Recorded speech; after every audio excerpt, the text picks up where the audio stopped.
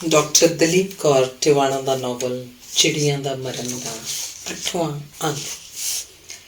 ਤੇਜਵੰਤ ਹੋਰਾਂ ਦੇ ਘਰ ਅੱਗੋਂ ਦੀ ਲੰਘ ਕੇ ਕਾਰ ਅਗਲਾ ਮੋੜ ਮੁੜ ਕੇ ਥਾਣੇਦਾਰ ਦੇ ਘਰ ਅੱਗੇ ਜਾ ਖੜੋਤੀ।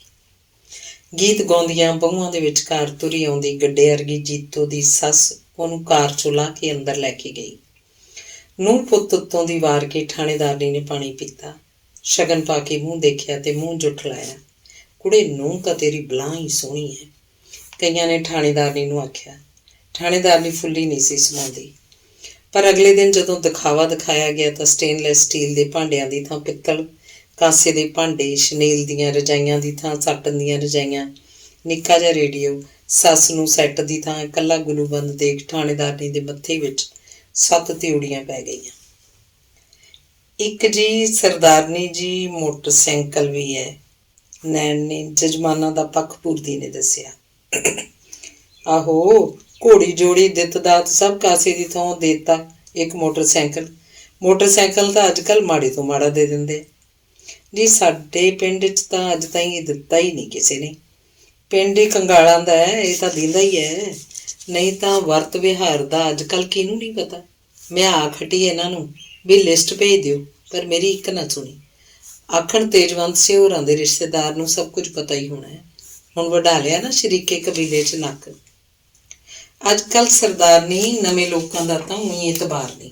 ਪਰਾਂ ਬੈਠੇ ਪੱਗ ਬੰਨ੍ਹ ਰਹੇ ਥਾਣੇਦਾਰ ਉੱਤਮ ਸਿੰਘ ਨੇ ਆਖਿਆ, ਨਾ ਇਦੋਂ ਵੱਧ ਤਾਂ ਸਾਰਾ ਕੁਛ ਆ ਬਡਲੇ ਵਾਲੇ ਆਪ ਆਖਦੇ ਸੀ। ਪਰ ਨੂੰਹ ਤਾਂ ਦੇਖ ਲੈ ਮੋਰਨੀ ਵਰਗੀ ਹੈ। ਬਡਲੇ ਵਾਲਿਆਂ ਦੀ ਕੁੜੀ ਕੋਲ ਖੜੀ ਤੋਂ ਤਾਂ ਪਤਾ ਹੀ ਨਹੀਂ ਸੀ ਲੱਗਿਆ ਕਰਨਾ ਬਈ ਨੂੰਹ ਕਿਹੜੀ ਹੈ ਤੇ ਸੱਸ ਕਿਹੜੀ ਹੈ। ਘੱਟ ਤੋਂ ਘੱਟ ਜਿੰਨਾ ਕੁਛ ਅਸੀਂ ਆਪਣੀ ਕੁਲਵੰਤ ਨੂੰ ਦਿੱਤਾ ਹੈ ਓਨਾ ਤਾਂ ਹੋਣਾ ਚਾਹੀਦਾ ਸੀ। ਲੋਕ ਕੀ ਆਖਣਗੇ? ਚੱਲ ਕੋਈ ਨਾ, ਰੱਬ ਨੇ ਚਾਹਿਆ ਓਨਾ ਕੁਛ ਤਾਂ 1 ਮਹੀਨੇ 'ਚ ਆ ਸਕਦਾ, ਬਸ 2 ਕੁ ਖੂਨ ਦੇ ਕੇਸ ਆ ਜਾਣ। ਪਰ ਅੱਜ ਕੱਲ੍ਹ ਮੁਫਤੀ ਕਰਾਉਣ ਵਾਲੇ ਵੀ ਤਾਂ ਬਥੇਰੇ ਆ ਜਾਂਦੇ ਨੇ। ਲਿਆਉਣਗੇ ਜੀ ਵਜ਼ੀਰ ਦੀ ਸਿਫਾਰਿਸ਼। ਕੋਈ ਪੁੱਛਣ ਵਾਲਾ ਹੋਵੇ ਵੀ ਅਸੀਂ ਵੀ ਤਾਂ ਕਿਵੇਂ ਗੁਜ਼ਾਰਾ ਤੋਰਨਾ ਹੀ ਹੈ, ਉੱਤੋਂ ਭਾਅ ਕਿਹੜੇ ਜਾਂਦੇ ਨੇ। ਗੁਜ਼ਾਰੇ ਲਈ ਤਾਂ ਸਰਕਾਰ ਤਨਖਾਹ ਦਿੰਦੀ ਹੈ, ਅਗਲਿਆਂ ਨੂੰ ਇਹ ਥੋੜ੍ਹਾ ਪਤਾ ਵੀ ਸਰਦਾਰਨੀ ਦਾ ਰਈਸੀ ਖਰਚ ਹੈ। ਲੈ ਮੇਰਾ ਕੀ ਖਰਚ ਹੈ? 2 ਟਿੱਕੀਆਂ ਨੇ ਰੱਖੀਆਂ ਮਿੱਸੀਆਂ, ਦਾਰੂ ਬਿਨਾਂ ਤਾਂ ਆਪ ਨੂੰ ਨਹੀਂ ਸਰਦਾ, ਸਗੋਂ ਦੇਖਾ ਦੇਖੀ ਮੁੰਡਾ ਵੀ ਲੱਗ ਗਿਆ। ਕਿਉਂ ਜਿਹੜੇ ਗਹਿਣੇ ਕਰਵਾਉਂਦੀ ਰਹਿੰਦੀ ਹੈ? ਉਹ ਤਾਂ ਮੈਂ ਸੋਚਦੀ ਹਾਂ ਘਰ ਪਏ ਤਾਂ ਪੈਸੇ ਚੱਲ ਹੀ ਜਾਣਗੇ, ਚੱਲ ਬਹਾਨੇ ਸਿਰ ਕੋਈ ਚੀਜ਼ ਬਣ ਜੂ। ਹੁਣ ਬਹੂ ਨੂੰ ਢੋਣ ਵੇਲੇ ਸਾਰੀਆਂ ਦੀਆਂ ਸਾਰੀਆਂ ਟੂਮਾਂ ਘਰੋਂ ਹੀ ਕੱਢ ਕੇ ਦਿੱਤੀਆਂ ਨੇ, ਤੇ ਬਦਲੇ 'ਚ ਜਿਹੜਾ 5000 ਲੈ ਕੇ ਰੱਖ ਲਿਆ ਉਹਦਾ ਤਾਂ ਮੈਂ ਆਪਣੇ ਨਾਂ ਇੱਕ ਪਲਾਟ ਖਰੀਦਣਾ। ਜੇ ਕੁਛ ਹੱਥ ਪੱਲੇ ਹੋਊ ਤਾਂ ਹੀ ਬੁੜੀ ਹੋਈ ਨੂੰ ਮੁੰਡਾ ਟੁੱਕ ਦਊ, ਨਹੀਂ ਤਾਂ ਰੰਨ ਦੇ ਪਿੱਛੇ ਲੱਗ ਕੇ ਆਖੂ ਬੁੜੀ ਦੱਦ ਲੱਗੀ। ਬੀਬੀ ਬੱਸ ਵੀ ਕਰ ਹੁਣ ਭਾਸ਼ਣ। ਅਵਤਾਰ ਨੇ ਆਪਣੇ ਕੁੱਤੇ ਨੂੰ ਦੁੱਧ ਪਾਉਂਦੇ ਨੇ ਕਿਹਾ, ਵੀ ਲੱਗ ਗਿਆ ਹਮਾਇਤਾਂ ਕਰਾਉਣ, ਅਜੇ ਤਾਂ ਦੇਲੀ ਪੈਰੀ ਤਾਂ ਪਾਇਆ ਹੈ। ਸਰਦਾਰਨੀ ਹਰੇਕ ਹੀ ਹਮਾਇਤ ਕਰਵਾਉਂਦਾ ਹੈ ਆਪਣੀ ਵਹੁਟੀ ਦੀ, ਮੈਂ ਨਹੀਂ ਹੁਣ ਥਾਈਂ ਹਮਾਇਤ ਕਰਾਉਂਦਾ ਰਿਹਾ। ਸ਼ਾਬਾਸ਼ੇ ਪੁੱਤਰ, ਪਿਓ ਉੱਤੇ ਹੀ ਜਾਣਾ ਸੀ। ਥਾਣੇਦਾਰ ਪੱਗ ਬੰਨ੍ਹ ਕੇ ਸ਼ੀਸ਼ੇ 'ਚ ਦੇਖਦਾ ਬੋਲਿਆ। ਜੀਤੋ ਸੁੰਗੜੀ ਬੈਠੀ ਸਭ ਕੁਝ ਸੁਣ ਰਹੀ ਸੀ। ਵਹੁਟੀ ਨੂੰ ਆਖ ਸਰਦਾਰਨੀ ਪੱਲਾ ਚੁੱਕ ਦੇਵੇ। ਘਰਦਿਆਂ ਤੋਂ ਕਾਹਦਾ ਪੱਲਾ, ਇਹ ਤਾਂ ਪੇਂਡੂਆਂ ਵਾਲੀ ਗੱਲ ਹੈ। ਥਾਣੇਦਾਰ ਚਾਹ ਪੀਣ ਬੈਠਾ ਆਂਡਾ ਛਿਲਦਾ ਬੋਲਿਆ। ਇਹਦੀ ਮਰਜ਼ੀ ਹੈ, ਥਾਣੇਦਾਰਨੀ ਬੋਲੀ। ਚੱਕ ਦੇ ਘੁੰਡ, ਪਾਪਾ ਜੀ ਦਾ ਵੀ ਜੀਅ ਕਰਦਾ ਹੋਊ ਮੂੰਹ ਦੇਖਣ ਨੂੰ। ਮਖੌਲ ਕਰਦੇ ਅਵਤਾਰ ਨੇ ਜੀਤੋ ਦੀ ਚੁੰਨੀ ਪਿਛਾਂਹ ਖਿੱਚ ਦਿੱਤੀ। ਜੀਤੋ ਨੇ ਫਿਰ ਸਵਾਰ ਕੇ ਉੱਤੇ ਲੈ ਲਈ। ਚੱਕ ਦੇ ਪੱਲਾ ਬੀਬੀ, ਸਹੁਰੇ ਤਾਂ ਪਿਓ ਵਰਗੇ ਹੁੰਦੇ ਨੇ। ਦਿਓ ਜੀ ਸ਼ਗਨ, ਨੈਣ ਨੇ ਪਹਿਲੀ ਗੱਲ ਜੀਤੋ ਤੇ ਦੂਜੀ ਉਹਦੇ ਸਹੁਰੇ ਨੂੰ ਆਖੀ। ਥਾਣੇਦਾਰ ਨੇ ਝੱਟ ਜੇਬ 'ਚੋਂ ਕੱਢ ਕੇ 100 ਰੁਪਏ ਦਾ ਨੋਟ ਫੜਾ ਦਿੱਤਾ। ਜੀਤੋ ਨੇ ਮੱਥੇ ਤੋਂ ਲੀੜਾ ਜ਼ਰਾ ਕੁ ਉੱਪਰ ਨੂੰ ਸਰਕਾ ਦਿੱਤਾ, ਪਰ ਉਹ ਨੀਵੀਂ ਪਾਈ ਬੈਠੀ ਰਹੀ। ਅੰਗ 9ਵਾਂ। ਮੁਕਲਾਵਾ ਜੀਤੋ ਦੇ ਬਾਪੂ ਨੇ 3 ਮਹੀਨਿਆਂ ਮਗਰੋਂ ਦਿੱਤਾ। ਉਹ ਸੋਚਦਾ ਸੀ ਕਪਾਹ ਨਰਮਾ ਆ ਹਟੇ, ਇੱਕ ਪੀੜਿਆ ਜਾਏ, ਕੁੜੀ ਨੂੰ 2-4 ਚੀਜ਼ਾਂ ਲੈ ਦਿਆਂ। ਮੁਕਲਾਵੇ ਆਈ ਜੀਤੋ ਨੂੰ ਉਹਦੇ ਭੂਆ ਦੇ ਮੁੰਡੇ ਤੇਜਵੰਤ ਹੋਰਾਂ ਨੇ ਥਾਣੇਦਾਰ ਤੇ ਉਹਦੇ ਸਾਰੇ ਟੱਬਰ ਨੂੰ ਰੋਟੀ ਕੀਤੀ। ਕੀ ਗੱਲ ਜੀਤ, ਤੇਰੀ ਬੀਬੀ ਨਹੀਂ ਆਈ? ਤੇਜਵੰਤ ਨੇ ਪੁੱਛਿਆ। ਉਹ ਜੀ ਥਾਣੇਦਾਰ ਨਹੀਂ ਹੈ, ਉਹਦਾ ਆਉਣਾ ਕੋਈ ਮਖੌਲ ਹੈ। ਜੀਤੋ ਦੀ ਥਾਂ ਉਹਦੇ ਸਹੁਰੇ ਨੇ ਜਵਾਬ ਦਿੱਤਾ। ਤੁਸੀਂ ਦੱਸਦੇ ਅਸੀਂ ਟੈਕਸੀ ਭੇਜ ਦਿੰਦੇ। ਹਾਂ ਸੱਚ, ਟੈਕਸੀ ਤੋਂ ਯਾਦ ਆ ਗਿਆ, ਮੇਰਾ ਖਿਆਲ ਹੈ ਤਿਆਰ ਨੂੰ ਟੈਕਸੀ ਲੈ ਦੇਗੀ। ਪਾਸ ਪੂਸ ਤਾਂ ਇਹ ਹੁੰਦਾ ਨਹੀਂ, 3 ਸਾਲ ਹੋ ਗਏ FA 'ਚ ਹੀ ਬੈਠੇ ਨੂੰ। ਥਾਣੇਦਾਰ ਦਾ ਪੁੱਤ ਹੈ ਜੀ, ਕੀ ਲੋੜ ਹੈ ਕੰਮ ਕਰਨ ਦੀ? ਤੇਜਵੰਤ ਨੇ ਮਖੌਲ ਕੀਤਾ। ਉਹ ਤਾਂ ਠੀਕ ਹੈ, ਪਰ ਅੱਜ ਕੱਲ੍ਹ ਪਹਿਲਾਂ ਵਾਲਾ ਜ਼ਮਾਨਾ ਨਹੀਂ ਨਾ ਰਿਹਾ। ਅਗਲੇ ਝੱਟ ਉੱਤੇ ਜਾ ਸ਼ਿਕਾਇਤ ਕਰਦੇ ਨੇ। ਪਿੱਛੇ ਜੇ ਜ਼ਮੀਨ ਖਰੀਦੀ ਸੀ ਉਹ ਵੀ ਅਵਤਾਰ ਦੀ ਬੀਬੀ ਦੇ ਨਾਂ ਖਰੀਦੀ, ਇਹ ਆਖ ਕੇ ਵੀ ਆਪਣੇ ਬਾਪ ਤੋਂ ਪੈਸੇ ਲਿਆਈ ਹੈ। ਮੈਂ ਕਿਹਾ ਹੋਰ ਇਨਕੁਆਇਰੀ ਨਾ ਹੋ ਜੇ। ਉੱਪਰਲੇ ਆਪ ਤਾਂ ਜੀ ਬੜੀ ਬੜੀ ਥਾਈਂ ਹੱਥ ਮਾਰਦੇ ਨੇ ਤੇ ਹੇਠਲਿਆਂ ਨੂੰ ਆਖਣਗੇ ਪੌਣਾ ਹਾਰੀ ਹੋ ਜਾਓ। ਉਹ ਹੈ ਤਾਂ ਤੁਹਾਨੂੰ ਮੌਜ, ਜਿਹਨੇ ਮਾਰਿਆ ਉਹ ਵੀ ਚੜਾਵਾ ਦਿੰਦਾ ਹੈ ਤੇ ਜਿਹਦਾ ਮਰਿਆ ਉਹ ਵੀ ਚੜਾਵਾ ਦੇਵੇ। ਕਿੱਥੇ ਜੀ, ਅੱਜ ਕੱਲ੍ਹ ਤਾਂ ਜੱਟ ਵੀ ਸਿਆਣੇ ਹੀ ਹੋ ਗਏ। ਲਾਲਿਆਂ ਨੂੰ ਗਾਲ ਦੁੱਪੜ ਨਾਲ ਖਰੀ ਕੀਤੀ ਧੌਲ ਧੱਫੇ ਨਾਲ ਹੀ ਸਾਰ ਲੈਂਦੇ ਆ। ਕਤਲ ਤਾਂ ਬੜੇ ਘਟ ਗਏ। ਰਹਿੰਦਾ ਖੂੰਦਾ ਭੱਠਾ ਪੰਚਾਇਤਾਂ ਨੇ ਬਿਠਾਤਾ, ਆਪ ਹੀ ਮਾਮਲਾ ਰਫਾ ਦਫਾ ਕਰ ਲੈਂਦੇ ਨੇ। ਅੱਗੇ ਸੀ ਜੀ ਇੱਕ ਅੱਧਾ ਕਸੂਰਵਾਰ ਤੇ 5-7 ਬੇਕਸੂਰ ਮੰਨ ਲਏ ਜਾਂਦੇ ਸੀ ਤਾਂ ਆਪੇ ਅਗਲੇ ਬੇਇੱਜ਼ਤੀ ਤੋਂ ਡਰਦੇ, ਚਾਹੇ ਕਾਲੇ ਚੋਰ ਤੋਂ ਲਿਆਉਂਦੇ, ਜੋ ਮੰਗੋ ਲਿਆਉਂਦੇ ਸੀ। ਫਿਰ ਪੁਲਿਸ ਵਾਲਿਆਂ ਲਈ ਤਾਂ ਸਮਝੋ ਸਮਾਂ ਮੰਦਾ ਹੀ ਹੈ। ਤੇਜਵੰਤ ਨੇ ਫਿਰ ਮੁਖਾਲ ਕੀਤਾ। ਕੀ ਦੱਸੀਏ ਜੀ, ਪੁਲਿਸ ਦਾ ਤਾਂ ਅੱਗੇ ਵਰਗਾ ਰੋਹ ਵੀ ਨਹੀਂ ਰਿਹਾ। ਅੱਗੇ ਪਿੰਡ 'ਚ ਸਿਪਾਹੀ ਗਏ ਤੋਂ ਅਗਲੇ ਥਰ ਥਰ ਕੰਬਦੇ ਸੀ। ਹੁਣ ਭਾਵੇਂ ਥਾਣੇਦਾਰ ਦਾ ਵੀ ਪਿਓ ਚਲਿਆ ਜਾਵੇ, ਸਾਲੇ ਬਿਨਾਂ ਸੱਦੇ ਦਰਵਾਜ਼ੇ ਕਿਹੜਾ ਆਉਂਦੇ ਨੇ। ਖਾਣ ਪੀਣ ਦਾ ਪ੍ਰਬੰਧ ਕਰਨਾ ਤਾਂ ਇੱਕ ਪਾਸੇ ਰਿਹਾ। ਜੀਤੋ ਇਸ ਵੇਲੇ ਪਤਾ ਨਹੀਂ ਕੀ ਸੋਚ ਰਹੀ ਸੀ, ਪਰ ਅਵਤਾਰ ਥਾਣੇਦਾਰ ਪਿਓ ਦੀਆਂ ਗੱਲਾਂ ਬੜੇ ਧਿਆਨ ਨਾਲ ਸੁਣ ਰਿਹਾ ਸੀ। ਤੁਸੀਂ ਅਵਤਾਰ ਨੂੰ ਪੁਲਿਸ 'ਚ ਭਰਤੀ ਕਰਵਾ ਦੇਣਾ ਸੀ, ਤੇਜਵੰਤ ਨੇ ਲੁਕਵੀਂ ਜਿਹੀ ਟਕੋਰ ਕੀਤੀ। ਜੀਤੋ ਨੇ ਨਜ਼ਰਾਂ ਚੁੱਕ ਕੇ ਤੇਜਵੰਤ ਵੱਲ ਵੇਖਿਆ ਤੇ ਫਿਰ ਨਜ਼ਰਾਂ ਝੁਕਾ ਲਈਆਂ। ਪੁਲਿਸ ਲਈ ਤਾਂ ਬੰਦਾ ਬੜਾ ਚਲਾਕ ਚਾਹੀਦਾ, ਇਹ ਤਾਂ ਨਿਰਾ ਮਾਂ ਤੇ ਗਿਆ। ਅਖੇ ਦੇਖਣ ਨੂੰ ਬੀਬੀ 5000 ਹੀ, ਊਂ ਬੀਬੀ ਝੋਲੇ ਦੀ ਮਾਰੀ। ਐਫਏ ਤਾਂ 3 ਸਾਲਾਂ 'ਚ ਨਹੀਂ ਪਾਸ ਹੋਈ ਤੇ ਆਪ ਪਾਪਾ ਜੀ 10ਵੀਂ ਫੇਲ ਨੇ। ਅਵਤਾਰ ਨੇ ਮਜ਼ਾਕ ਕੀਤਾ। ਉਹ ਇਹ ਸਾਡੇ ਵੇਲੇ ਹੋਰ ਸੀ, ਉਦੋਂ ਤਾਂ 5ਵੀਂ ਪੜ੍ਹੇ ਤਹਿਸੀਲਦਾਰ ਹੁੰਦੇ ਸੀ, ਅੱਜ 14 ਪੜ੍ਹੇ ਚਪੜਾਸੀ ਲੱਗਦੇ ਨੇ। ਤੁਸੀਂ ਮੈਨੂੰ ਟੈਕਸੀ ਲੈ ਦਿਓ, ਫੇਰ ਦੇਖਿਓ। ਉਹ ਤੂੰ 10-20 ਹਜ਼ਾਰ ਰੁਪਏ ਆਪਣੇ ਸਹੁਰੇ ਤੋਂ ਲਿਆ, ਬਾਕੀ ਮੈਂ ਪਾ ਦੂੰ। ਉਹਨਾਂ ਨੰਗਾ ਨੇ ਕੀ ਦੇਣਾ ਹੈ, ਉਹਨਾਂ ਨੇ ਤਾਂ ਮੋਟਰਸਾਈਕਲ ਵੀ ਦੇਸੀ ਲੈ ਕੇ ਦਿੱਤਾ ਹੈ। ਅੱਜ ਕੱਲ੍ਹ ਤਾਂ ਜੱਟਾਂ ਦੇ ਤਾਂ ਥਾਂ ਨਹੀਂ ਥਿਆਉਂਦਾ ਪੈਸੇ ਧਰਨ ਨੂੰ। ਭਾਅ ਤਾਂ ਦੇਖ ਜਿਣਸਾਂ ਦੇ। ਉਹ ਕੱਲਾ ਕਹਿਰਾ ਜਿਹਾ ਹੋਣ ਕਰਕੇ ਮਾਮੇ ਦਾ ਤਾਂ ਕੰਮ ਢਿੱਲਾ ਹੀ ਹੈ। ਤੇਜਵੰਤ ਨੇ ਜਿਵੇਂ ਸਫਾਈ ਪੇਸ਼ ਕੀਤੀ। ਵਹੁਟੀ ਨੂੰ ਚਾਹੀਦਾ ਆਪਣੇ ਹਿੱਸੇ ਦੀ ਜ਼ਮੀਨ ਵੇਚ ਦੇਵੇ, ਅਸੀਂ ਕਿਹੜਾ ਇੱਥੇ ਖੇਤੀ ਕਰਾਉਣੀ ਹੈ। ਥਾਣੇਦਾਰ ਨੇ ਜਿਵੇਂ ਸਲਾਹ ਦਿੱਤੀ। ਬਾਪੂ ਜਿਉਂਦਾ ਰਹੇ, ਫਿਰ ਮਹਿੰਦਰ ਜਿਉਂਦਾ ਰਹੇ, ਮੈਂ ਜ਼ਮੀਨ ਕੀ ਕਰਨੀ ਹੈ। ਜੀਤੋ ਬੋਲੀ। ਉਹੀ ਜਿਉਂਦੇ ਰਹਿਣ ਤੇ ਮੈਂ ਭਾਵੇਂ ਮਰ ਜਾ, ਹੈ ਨਾ। ਅਵਤਾਰ ਨੇ ਮਖੌਲ ਕੀਤਾ। ਇੱਧਰਲੇ ਪਿੰਡਾਂ ਕੰਨੀ ਘੱਟ ਹੀ ਰਿਵਾਜ ਹੈ ਕੁੜੀਆਂ ਨੂੰ ਜ਼ਮੀਨ ਦੇਣ ਦਾ। ਕੁੜੀਆਂ ਆਪੇ ਨਹੀਂ ਸ਼ਰੀਕਣੀਆਂ ਬਣਦੀਆਂ ਜਾ ਕੇ, ਤੇਜਵੰਤ ਨੇ ਕਿਹਾ। ਲਓ ਜੀ, ਜਦੋਂ ਸਰਕਾਰ ਨੇ ਹੱਕ ਰੱਖਿਆ ਕਿਉਂ ਨਾ ਲਿਆ ਜਾਵੇ। ਬੁੜੇ ਨੂੰ ਚਾਹੀਦਾ ਜਿਉਂਦਾ ਹੀ ਸੰਭਾਲ ਦੇਵੇ, ਪਿੱਛੋਂ ਵਾਧੂ ਮੁੰਡੇ ਨਾਲ ਝਗੜੇ ਪੈਣਗੇ। ਥਾਣੇਦਾਰ ਨੇ ਰੰਗੀ ਹੋਈ ਦਾੜੀ ਮੁੱਛਾਂ ਉੱਤੇ ਹੱਥ ਫੇਰਦਿਆਂ ਕਿਹਾ। ਬੁਰਕੀ ਜੀਤੋ ਦੇ ਜਿਵੇਂ ਗਲੇ 'ਚ ਹੀ ਫੁੱਲਣ ਲੱਗੀ। ਉਹਨੇ ਪਲੇਟ ਪਰਾਂ ਕਰਕੇ ਪਾਣੀ ਦਾ ਗਲਾਸ ਚੱਕਿਆ ਤੇ ਇੱਕੋ ਸਾਹ ਪੀ ਗਈ। ਗਹਿਣੇ ਉਤਾਰਤੇ ਹੁਣੇ, ਤੇਜਵੰਤ ਦੀ ਧੀ ਹਰਜੀਤ ਨੇ ਚੁੱਪ ਜੀ ਵਰਤੀ ਦੇਖ ਜੀਤੋ ਨੂੰ ਪੁੱਛਿਆ। ਬੀਬੀ ਨੇ ਲੈ ਕੇ ਰੱਖ ਲਏ, ਆਖਦੀ ਸੀ ਮੈਲੇ ਹੋ ਜਾਣਗੇ। ਕਿਤੇ ਮੰਗ ਕੇ ਤਾਂ ਨਹੀਂ ਸੀ ਪਾਏ। ਤੇਜਵੰਤ ਦੀ ਵਹੁਟੀ ਨੇ ਮਖੌਲ ਕੀਤਾ। ਇਸ ਦੀ ਬੀਬੀ ਨੇ ਆਪਣੇ ਹੀ ਪਾਏ ਸੀ, ਲੈ ਲਏ ਹੋਣੇ ਨੇ, ਚੱਲ ਨਵੇਂ ਕਰਵਾ ਦਿਆਂਗੇ। ਜੀਤੋ ਦੇ ਥਾਣੇਦਾਰ ਸਹੁਰੇ ਨੇ ਉਸ ਵੱਲ ਦੇਖ ਕੇ ਕਿਹਾ। ਕੱਲ ਜਦੋਂ ਪੇਟੀ ਦੀ ਚਾਬੀ ਬੀਬੀ ਨੇ ਲੈ ਲਈ, ਇਹਨੇ ਸਾਰਾ ਦਿਨ ਰੋਟੀ ਨਹੀਂ ਖਾਧੀ।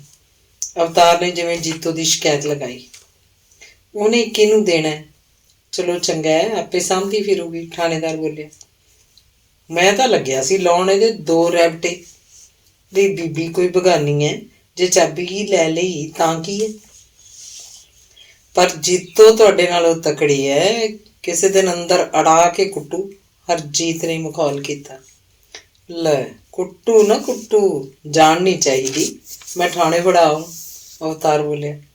ਬੱਲੇ ਓਏ ਥਾਣੇਦਾਰ ਦੇ ਪੁੱਤਾ, ਥਾਣੇਦਾਰ ਉੱਤਮ ਸਿੰਘ ਨੇ ਹੱਸ ਕੇ ਕਿਹਾ।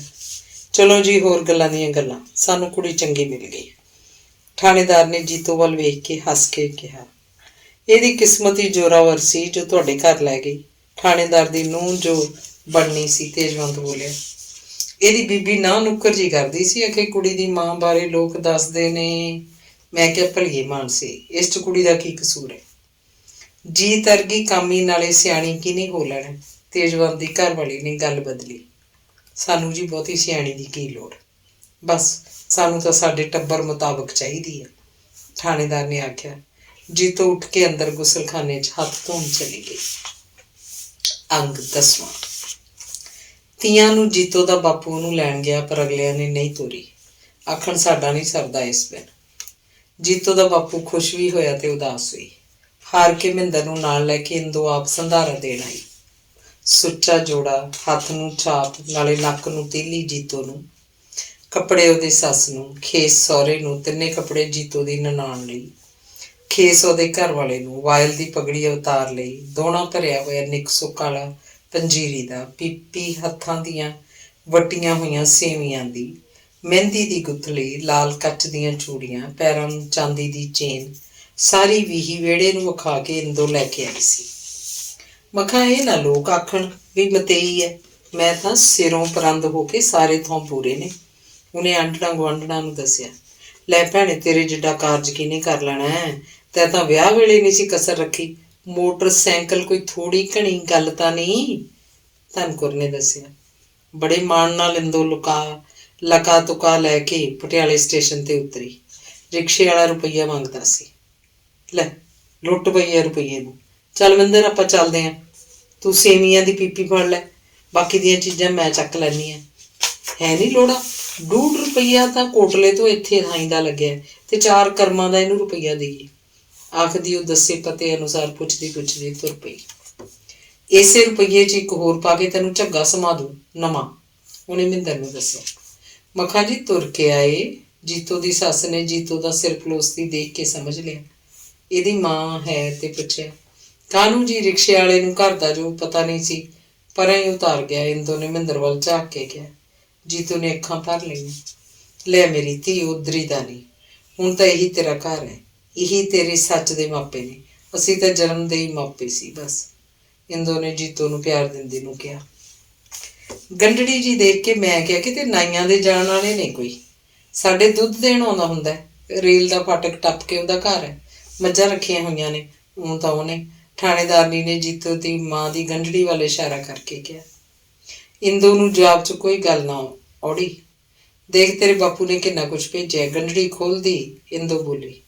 ਥਾਣੇਦਾਰਨੀ ਨੌਕਰ ਨੂੰ ਚਾਹ ਬਣਾਉਣ ਲਈ ਆਖਣ ਚਲੀ ਗਈ।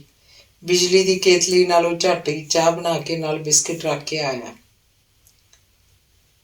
ਬਿਸਕਿਟ ਰੱਖ ਕੇ ਲੈ ਆਇਆ। ਛੱਡੋ ਜੀ ਇਹ ਲੀਰ ਪਰਾਂਦਾ, ਪਹਿਲਾਂ ਚਾਹ ਪੀਓ, ਥਾਣੇਦਾਰਨੀ ਕੁਰਸੀ ਤੇ ਬੈਠਦੀ ਬੋਲੀ। ਇੰਦੋ ਨੇ ਝਕਦੀ ਝਕਦੀ ਨੇ ਚਾਹ ਦੀ ਪਿਆਲੀ ਚੁੱਕ ਕੇ ਮਹਿੰਦਰ ਨੂੰ ਫੜਾਤੀ।